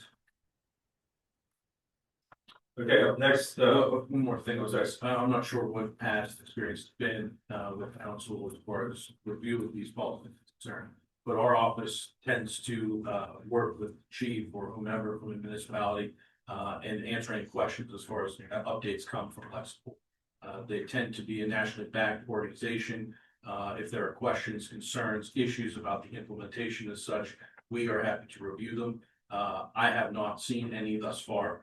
But that is something our office is equipped to do, and offer guidance as to when we have concerns or when we feel that the policy is good and ready for adoption. Thank you, Mr. Gannon. I appreciate that. Thank you. great, thank you. Up next, Public Works and Infrastructure, Ms. Colorado. Yeah, okay. I'm gonna try to keep it quick because it is, I know you guys are getting late. So our last meeting was held on Thursday, July 9th at 7 p.m. Our next meeting is gonna be Thursday, August 13th at 7 o'clock. So as Mr. Stanton stated, we're gonna be discussing the pools, going over concepts. I would encourage everybody to come. If you can't, you wanna send me an email with feedback or whatever you would like, please feel free to do that if you're not able to make the meeting. And I'll make sure to read the emails at our next committee meeting as we talk through the pool and all the information moving forward and the design concept. So excited to get that rolling. And so Thursday, August 13th, 7 p.m. I'm gonna try to talk very quickly.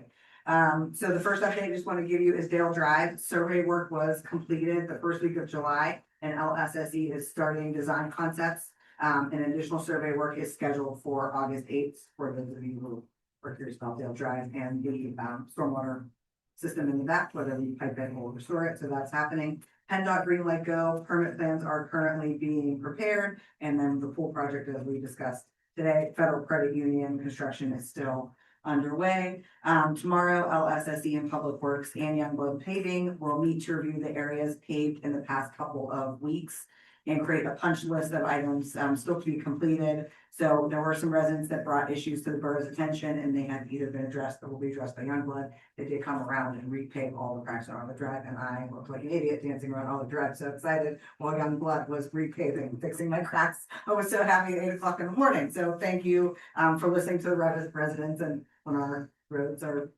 needing repaved, there they came. So it was great. The Mall Drive, Parkway Center Mall Drive sanitary repair work was completed on July 26th. So that was a big project underway and that was completed. So very excited that that is no longer an issue for Green Tree.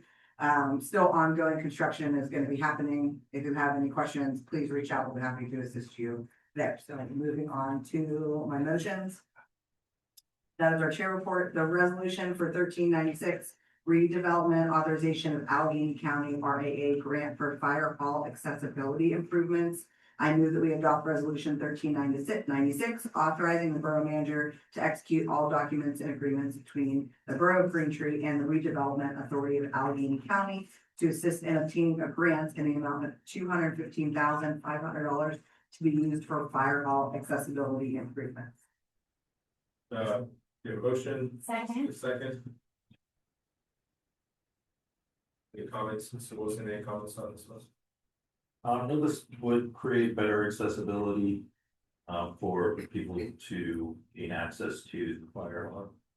Especially obviously the social group. And so this would be a grant that LSSE will file on behalf of this applicant. Any other questions or comments? Not Gina, may we have a roll call, please? Ms. Martirella, Yes. Mr. Panza, Yes. Ms. Schwartz, Emily? Mr. Allen, Ms. Caskey, Yes. Ms. Godovic, Yes. Mr. Ray. Yes. That motion passes. Next is gonna be temporary construction easement pavement for parcel 38G 400. I move that we authorize the payment of $14,500 for 188 square feet of right of way. 1,265 square feet for temporary construction easement and cost of adjustment, one sign and one light standard. Tax parcel map number 38G 400, Green Tree Hospitality LLC, in support of resolution 1393 adopted on July 17th, 2026. I'll second it. There a motion and a second? Greg, sorry, Mr. Wilson, was this what we had the special meeting for to get this temporary easement? So they came through once we. No, This is just authorizing the payments of both of these amounts for the properties into EJC or estimated just compensation. Should we proceed to file the declarations of taking. Our office has engaged with one of the property owners and I hope to amicably resolve that right away. Absent that and needing to move forward with that, we would have the authorization to deposit this amount. Okay, so they didn't agree to this amount. Okay. Yeah, this is what these amounts come from, the appraisals that Keystone has done. Okay, thank you. Okay, any other comments, questions? All in favor? Aye. Opposed? That motion carries. Next is temporary construction easement payment for parcel 38L 150. I motion we authorize the payment of $2,700 for 2,242 square feet of temporary construction easement to tax map parcel 38L 150, Sunset Realty Advertising Ventures LLC, in support of resolution 1394 adopted again on July 17th, 2026. Second. Motion and a second. Comments, questions? Okay, all in favor? Aye. Opposed? That motion carries. That would be it. Thank you, Mr. Martirella. Ms. Godovic, community and employee engagement. Okay, ongoing with the AV system improvements, we've taken an important step toward improving our audio and visual quality of our public meetings. The borough has purchased a large room file camera, thanks to efforts by Mr. Wilton, which will be temporarily until a permanent AV system is installed. Our hope is that this interim solution will provide better sound pickup during meetings, improving the clarity in recordings, and enhancing closed captioning on YouTube, as well as audio quality for Zoom participants. Our borough manager, Mr. Wilson, has been working closely with our IT provider, Genlore, to review the proposals we've received to date. And after evaluating our needs, Genlore has recommended a different vendor whose system appears to be a stronger long-term fit for council chambers. We are optimistic that council will be able to approve a final proposal soon, with installation targeted for September. As many of you know, this has been a long and arduous process, and no one will be happier when it is finally installed more than myself. Mr. Wilson's leadership has made a tremendous difference. However, and our committee is deeply grateful for his expertise, guidance, and hands-on involvement. I would also like to thank the residents for your patience as we continue navigating every option to ensure we select the best system for our community. And as the mayor mentioned earlier, he and I attended the Fairview Credit Union groundbreaking ceremony on July 17th. We're thrilled to welcome CFU as partner in our community. The team expressed genuine enthusiasm about supporting Green Tree and engaging with residents in meaningful ways. We look forward to a strong and collaborative relationship with them. The Junior Council Person Program and we are still actively accepting applications for that. We discussed in our committee meeting, a week or so ago that we were going to have contact with Dr. Strawkey and the guidance counselors at Keystone Oaks. When school starts, to try to get some recommendations from them as far as students who might be interested in participating in this program. And I also thought that maybe we could discuss with the Women's Civics Club and the Green Tree Rotary, to get any kind of recommendations from them through their scholarship program. And then a little shameless plug, is that what you call it? For the little Stitch and Giggles crochet group that we meet on the third Thursday of the month from 6 to 9 at the Carlisle Social Hall.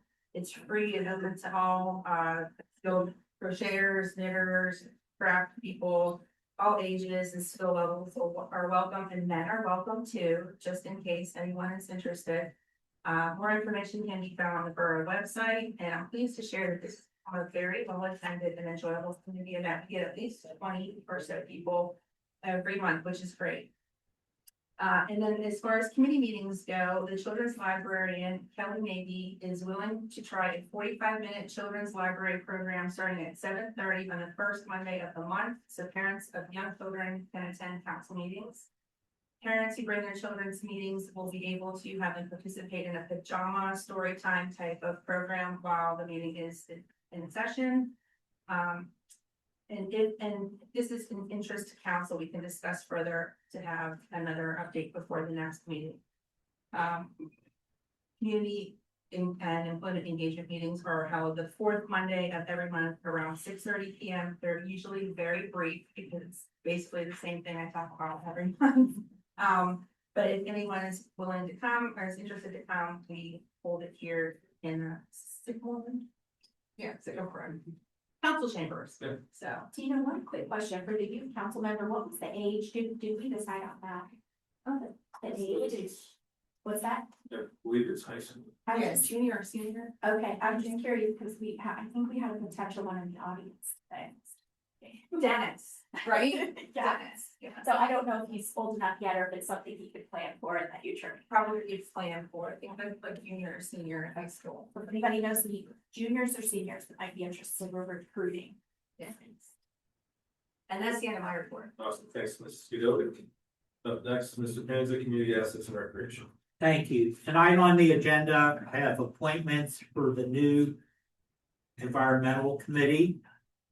So I would like to start with my first motion. I move that we appoint Elisa Kansky to the Environmental Resource Advisory Committee for a term to expire on January the 5th, 2031.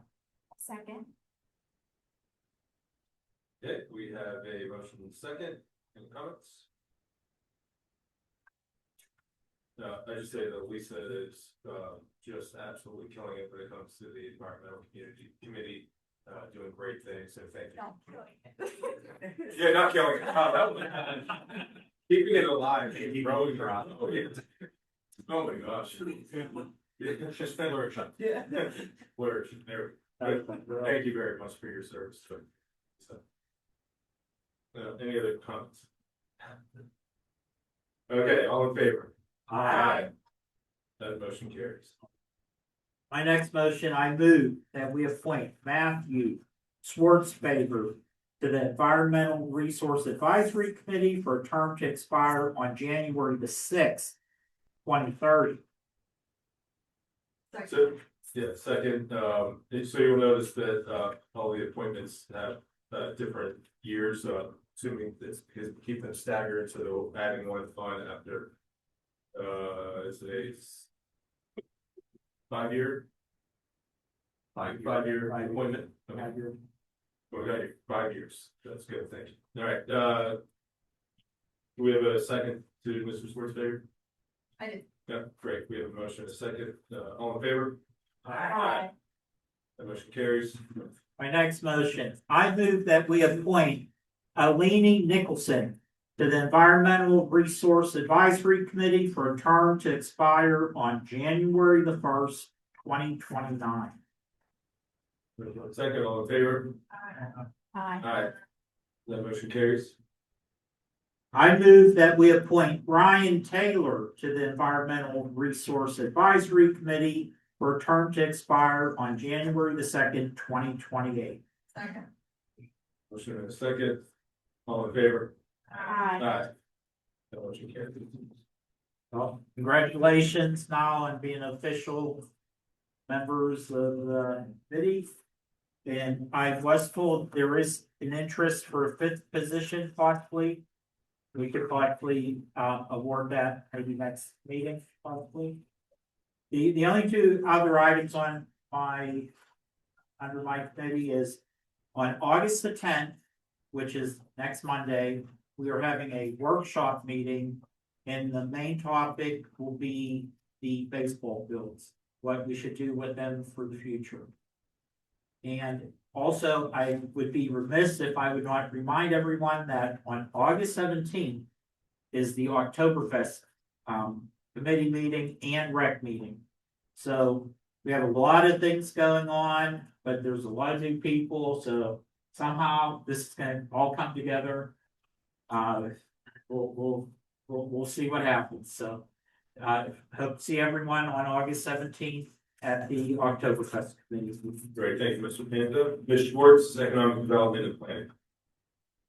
All right, with that on July 9th, we discussed the plans, for the Business Bridges event, which we moved to August so that we could feature all of the new faces and borough staff, meaning we will be having our new borough manager, our new code enforcement officer who just started this week, as well as our new public works director present for the business community to meet, get to know.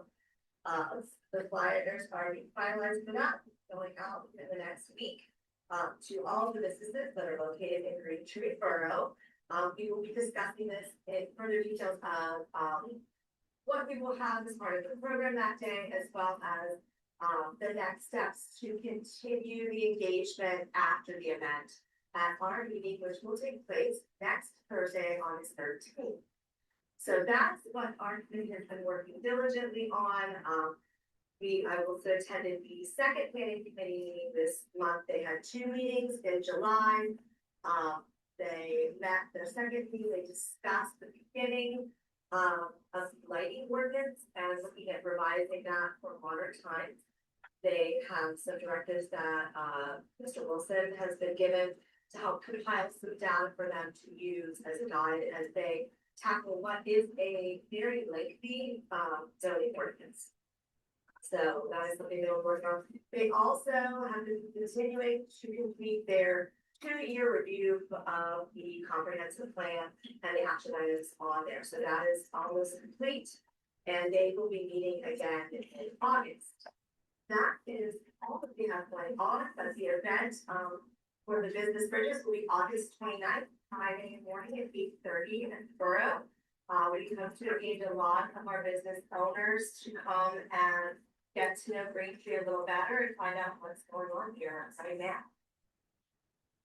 Ms. Schwartz, how is that, or Mr. Wilson, how's that being advertised to our businesses? Are we sending We are invites? sending them a invitation, flyer invitation, where we will collect email registration, because we don't have email addresses for a lot of them. This is also a great way for us to start to gather digital information for cost savings in the future. So as far as I know, the envelopes are labeled, they are ready to go. You just have to print the flyers and get them. Awesome. And yeah, what day is that? August? It's a Friday. August 29th. 28th? Yeah. No, the 28th. 28th. I'm sorry, what time? 8:30, 8:30 a.m. Sorry, I wrote it 8, and I'm reading it wrong. Oh, okay, that's great. Looking forward to that. Yeah, it's gonna be a really great start to create a more specific place. That's great. Is that the end of your work reports? That's it, we don't have anything else, you guys don't say you need to read the way. No, all good. Thank you.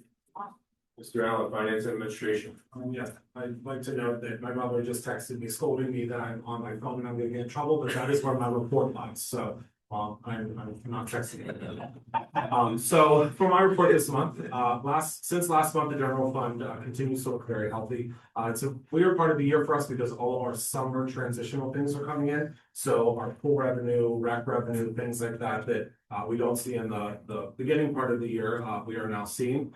We brought in about 62% of what we expect for the year, which is great because we're already about a little over the halfway point.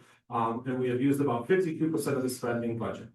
That's really healthy and really great. Again, most of our major revenue sources are coming in as expected or actually better in some parts. Our real estate taxes are at 84% of our budget, which is phenomenal. Our business privilege tax is close to 90%, which is really phenomenal. And our earned income tax is at 61%, which is also trending upward. We are seeing the normal summer costs, as I said before, for the pool and recreational programs. And again, right now we are very healthy in the financial aspect. It makes my job very easy. So for my motions, I ratify the actions of the borough manager in paying the July 2026 invoices from the general fund totaling $120,903.42. Sanitary sewer fund totaling $561.65. Capital projects fund totaling $10,057. The farmers market fund totaling $546. Payroll accounting totaling $523,621.16. And the credit card for May of 2026 totaling $7,466.13.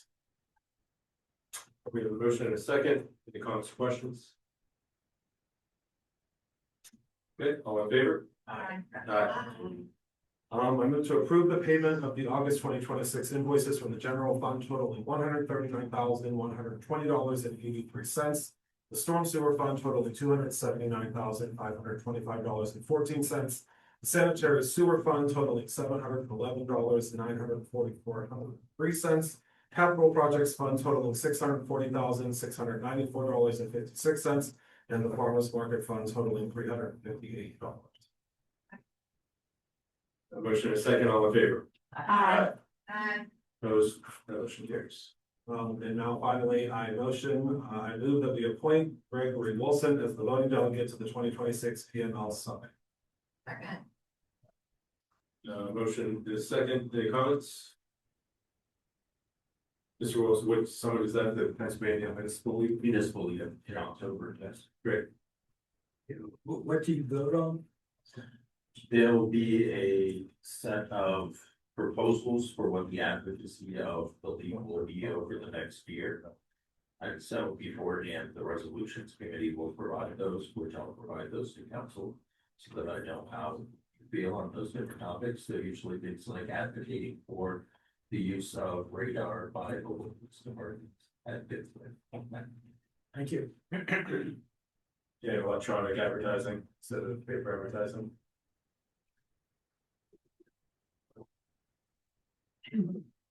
All right, so we have a motion and a second, all in favor? Aye. Aye. Motion. Great, that motion carries. You're in favor, Miss Schwartz, right? Okay. Yeah, okay, Mr. Allen, anything else on your? That's it, thank you. No, I just want to point out, since we had a conversation about the police department, we budget $155,000 overtime. The police department through July has used $6,000 worth of overtime, so That's awesomely encouraging. I got that up to the small city. okay. So The numbers, I wouldn't put that on. I think the numbers maybe. great, then we'll look forward to an update. All right. So in years past, we used to have a solicitor's report on the agenda. When we walked in today, I had a solicitor's report in front of us. So, Mr. Gannon, I'm going to hand it over to you to see if you would like to offer a solicitor's report. Yeah, thank you. So this is pretty standard practice for all our clients. I think I touched on this when I interviewed you all. We'll provide this report monthly and hopefully, God willing, it stays as light as it is tonight. But hopefully not. But we will continue to monitor and track the progress of all legal matters the borough is involved in. and provide this report to you on a monthly basis, showing any updates or changes to those, matters. The document in front of you is protected by attorney-client privilege, so it is not discoverable. But we will highlight certain portions of that in the solicitor's report that will be on the agendas moving forward. Of particular interest tonight is the Trumbull Bridge project, which we met on July 17th about.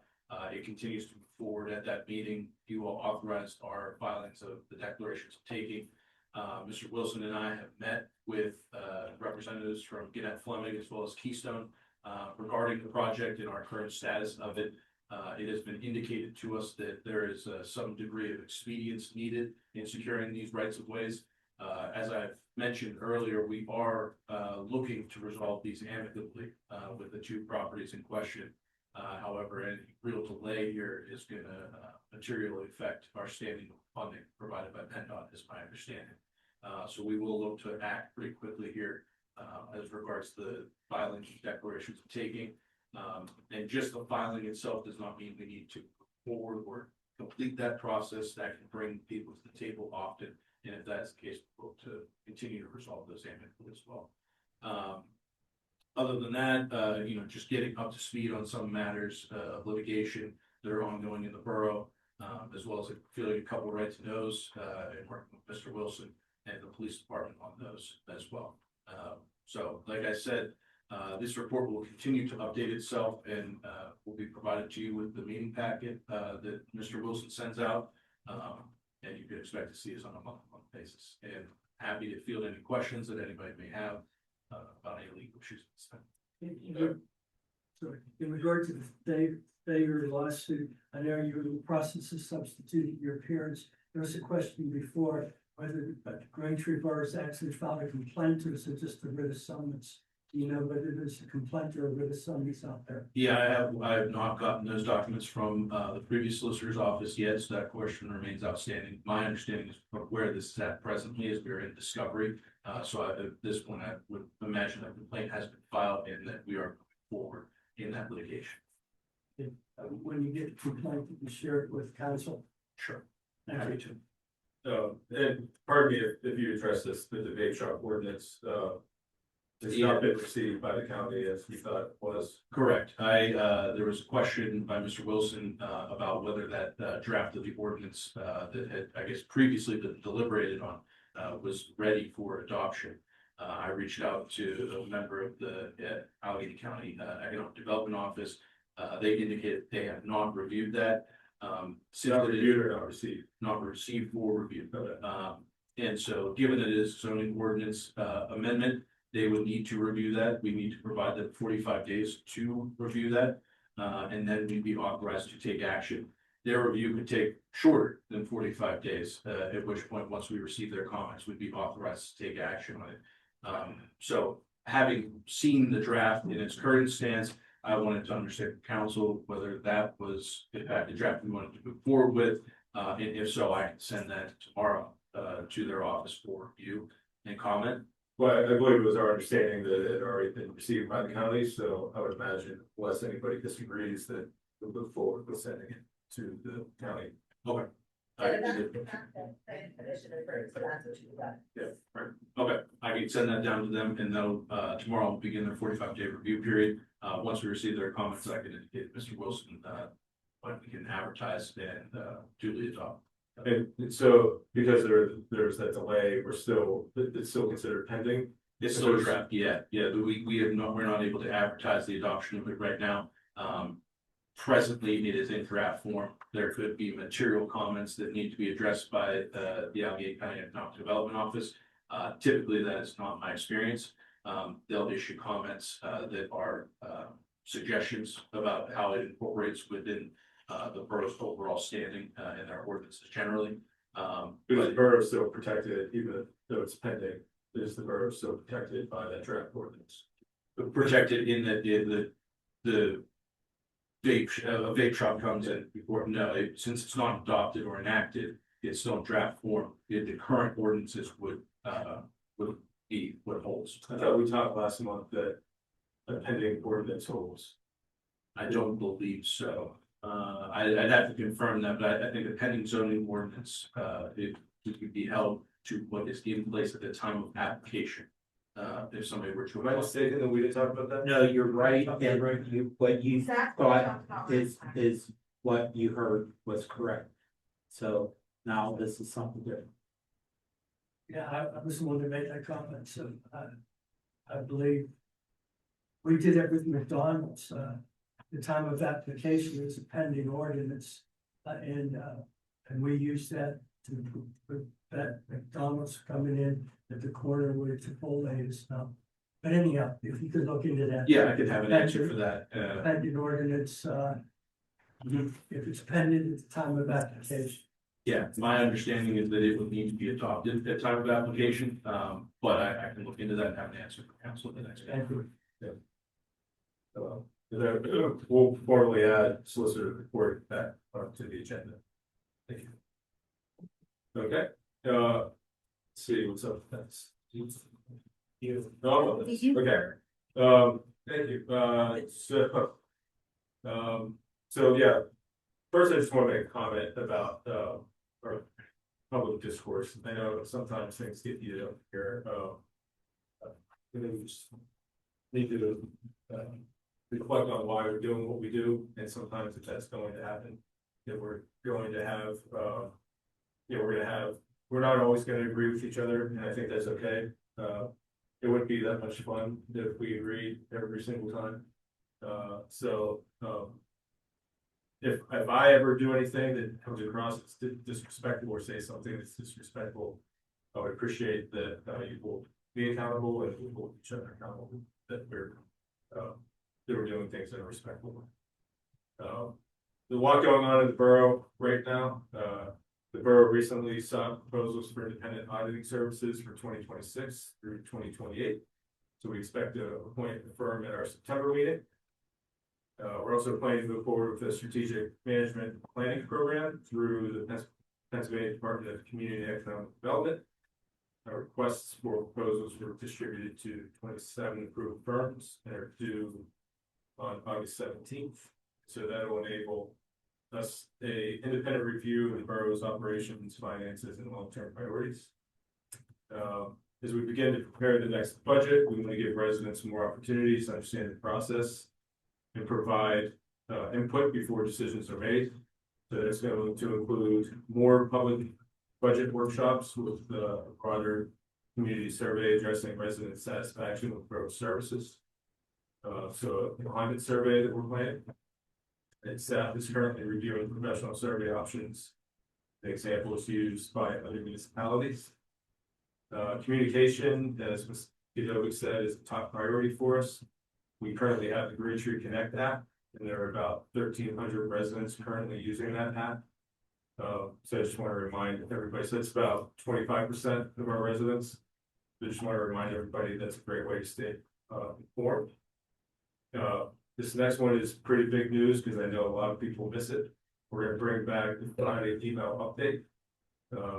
Remember from a couple of years ago, towards later in the afternoon, with a nice email with tons of updates. So glad to see that's coming back.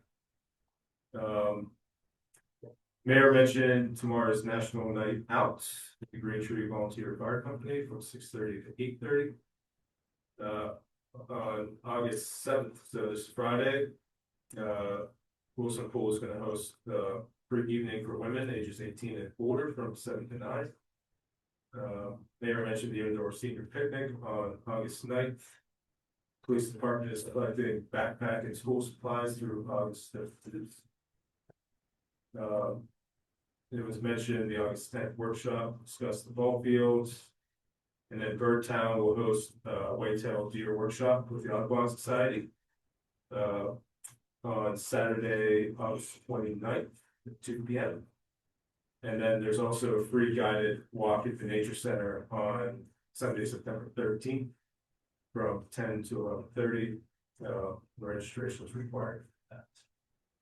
And those are my updates. So thank you very much, Mr. Wilson.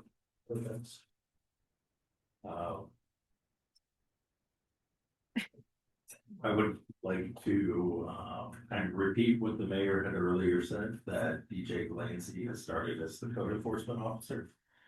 He started today, he has previous experience in that field. So, people don't have to directly call me anymore, they call DJ, but feel free to continue to call me. And, in order to really increase my popularity even more in the borough, that concludes my report. All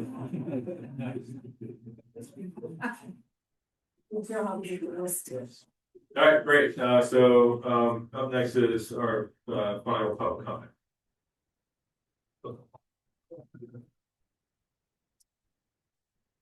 Jeremy Caskey, 1019 Dale Drive. Mr. Ray, I do appreciate you said at the end. I thought that showed real leadership in bringing it back together. However, I would encourage you to keep people in line in the middle of a meeting. I think it was serving you that guy was giving argumentation towards what you wanted regarding the discussion with the chief of police. I'm sorry I spoke up. I did say it was out of order because I thought it was. I thought that should have been said a lot sooner You're right. than it was said. You're right. There's a time and place. You said that to the guy about the construction of the pool. I would like to see more of that. I'd also love it if we could do these meetings earlier, like if that's a possibility. I'm exhausted by the time we get done with these things. They're so long, and I would like to be more meaningfully engaged, and I think we'd all like to be a little more meaningfully engaged. And if you thought about starting a little earlier, I think that we'd all be more meaningfully engaged. With that said, I was frustrated by what I saw were a lot of circular argumentation regarding the police chief. We don't have a chief of police, we have a police chief. We don't have, it was like this back and forth with the same person saying the same thing. There were red herring arguments, there was so much misdirection on that. This is so simple, why are we making this so difficult? If Chief Brannigan wants to be the chief of police, let him be the chief of police by applying for the position. Let's just go ahead and make him the chief if that's what we're supposed to do, or hire someone else. But I do think we have a conflict of interest when you keep someone in the bargaining unit as the acting chief forever ad infinitum. I think that's just a conflict of interest. Thank you. Yeah, and I do apologize again. I should have shut that down earlier. So thank you for calling me out on that.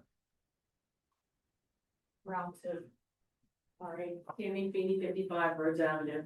So I liked your idea of doing things in phases for the pool. Kind of wish we could have commented like right after, so that I would, I'd have to write things down. Anyway, so if we would start, and I know there's things that have to be done in order to do whatever phase one would be, pool house would be my suggestion. Concessions, all that area. If you started in December or January, you would get 5 to 6 months. To me, just redoing that area should not take more than 5 to 6 months. It's just, I don't know, I'm not construction, but I've been through a lot of house renovations and I feel as if that would be plenty of time. And then if we would start in September, not this September, the following September, and go all the way till opening day. That is a large chunk of time. You could, if you started in September, October, November, December, January, February, March, April, May, June. June is a rainy month. I'm gonna be a meteorologist for a minute. So June is a rainy month. So if you even went into June and did 10 months just for the pool, did phase one of all the pool house concessions, 5 to 6 months, not interrupting anyone at the pool, any of the public, and then taking 1 month away from the pool in June. I think that is quite reasonable, and I know that you're gonna meet again, and that's my suggestion. Right. So I think that's our goal. I think our goal is to not have the pool closed. The tricky part is gonna be finding somebody to do it in that aspect. So I think that's our We goal. might have pool. We just have to look. Yeah. So I think that will depend on the answer on if we can get someone to do it in that time frame. John Koppler, 57 Rose Avenue. Heard a lot of talk about School Street tonight. Didn't hear anything about Rose Avenue. I hope we're not forgetting about Rose Avenue. There's still people speeding there. I live there, so I know. You have electronic signs posting the speed limit. I'd like to see council put one of those signs on Rose Avenue to monitor the speed whenever they get a chance. The other thing is, and I've looked at those telephone poles on my street. There's only one 15-mile-per-hour sign in each direction where the park is. I think we can put something there, a sign, extra signs or something, slow down, whatever, something to just the person is driving the car, maybe would see and say, oh, I'm going too fast. I don't know, we gotta figure out something there. We haven't seen a survey yet for Rose Avenue. I know council talked about that in the past. So I'm looking for that also. The other thing that wasn't brought up too much tonight, it sounds like it might be a committee thing that's going on with, I don't know if it's the environment committee or whatever, the deer situation. Next year, I'm not planting any flowers because they're gone, okay? I will have deer netting all around my hydrangeas next year, about 10 feet tall, just to keep them away from it. I'm getting tired of seeing them eat every morning, waking up. I have not had one flower on my 9 hydrangeas this year. It's ridiculous. We got to do something to control this population a little bit. And I know they're in the works of possibly opening up licenses for hunting, because I went to the planning committee meeting. They're not announcing that yet, but I know down the road they will. I just think we need to speed this thing up a little bit, because I think it's totally out of control. Thank you for your time.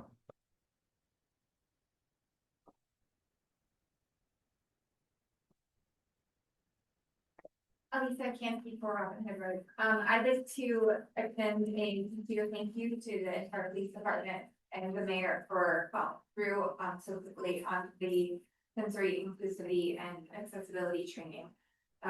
We appreciate that you spent the time on that and hope it was worthy of your time. And while a different topic, I thought this would be a good room to ask. In our code, we have room for a shade tree commission for 3 members. Do we have anyone currently in the borough, any committees or people or anything working on that, on shade trees? No, I have done some research on that a couple of months ago, and I'll refresh my recollection on the research and talk with the solicitor about that. So it's a little more complicated than I thought. There's lawsuits out there against shade tree commissions, telling people to cut down trees and the whole bit. So like I said, it's a little more involved than I thought, but between myself and the solicitor, we should be able to figure it out. Okay, and I have resources through Birdtown. We have resources through Birdtown access to things regarding shade trees, the Shade Tree Commission. So please, I'll share that information with you as well. Good. Thank you.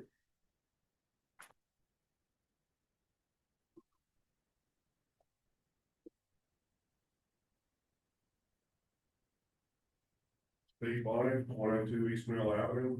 This is more for Mr. Stan, I would believe, but in the past, when we were going through the whole renovation studies, they had brought in core samples that show serious degradation. You discussed about doing the ground penetrating radar. Has anything been done to check the concrete integrity on vertical surfaces on the walls? Yes, ground penetrating radar. Well, that was done on the walls also, not just the floor. Okay. Very good, thank you.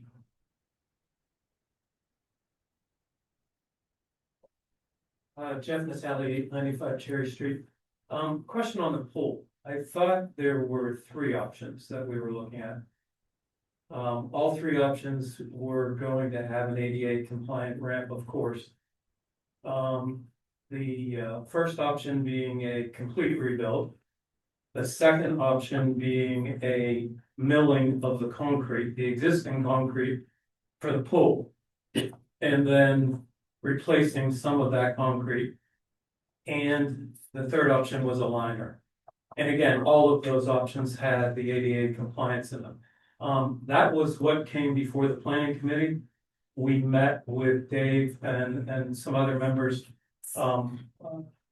And that was, I thought, what we got as the game plan. So is that the game plan? Are we still looking at all three of those options? I heard about the liner tonight, but we didn't talk about milling and if we're doing milling, that shortens the time frame that we've talked about, that the downtime for the pools. So I just don't want to lose that option. Or at least investigating that option as being something viable for the pool. And I'll just echo School Street again. Finally, hopefully we can get those speed bumps in. Let's not wait 90 days for these stop signs. We got the kids going back to school. We've asked the residents what they wanted. And the residents have said, we want speed bumps. So I don't know what the delay is there either, but hopefully we can get that resolved. Stop signs go up right away, but after 90 days. Council determines whether they're permanent. They're going up and they're enforceable as of Thursday, and they're gonna stay up. And after 90 days, I would imagine council's gonna approve it as permanent. Is that correct, Greg? Did I state that right? I don't know what council will decide. Yeah, but that it will be but council's that's the decision process. before the 90th. My point, Mr. Mayor, is regardless of that, the speed bumps could be put in, so one shouldn't wait for the other. Yeah, to address roads, I thought that was part of the traffic engineer's recommendation. So are we still moving forward with addressing roads? I understood that was separate from School Street, so maybe we didn't tell roads, we having the speed bumps. Because we didn't do a survey on roads. Correct. I wasn't here when the survey was done, so I can't. We didn't do a survey of the residents. We didn't send a survey to roads, we did School Street, Yeah, so. we should probably look at roads too, because those are the two streets that traffic will be recommended. I thought you meant study. Sorry. No, the survey just went out to School Street specifically, we did not Here, send. survey was not here. but Study. Yeah, Yeah, so I spoke. we can look at that and see about roads, but also I hear what you're saying, let's not wait the 90 days and see if that. You're saying we could do both and, that's what you're saying, okay, I understand, thank you. Thank you. And I think Mr. Wilson said that Mr. Urbani is looking at pricing options for the speed bumps. Okay, good. Any other public comment? And I would like to make a motion, we adjourn this meeting. I'll second that. Oh,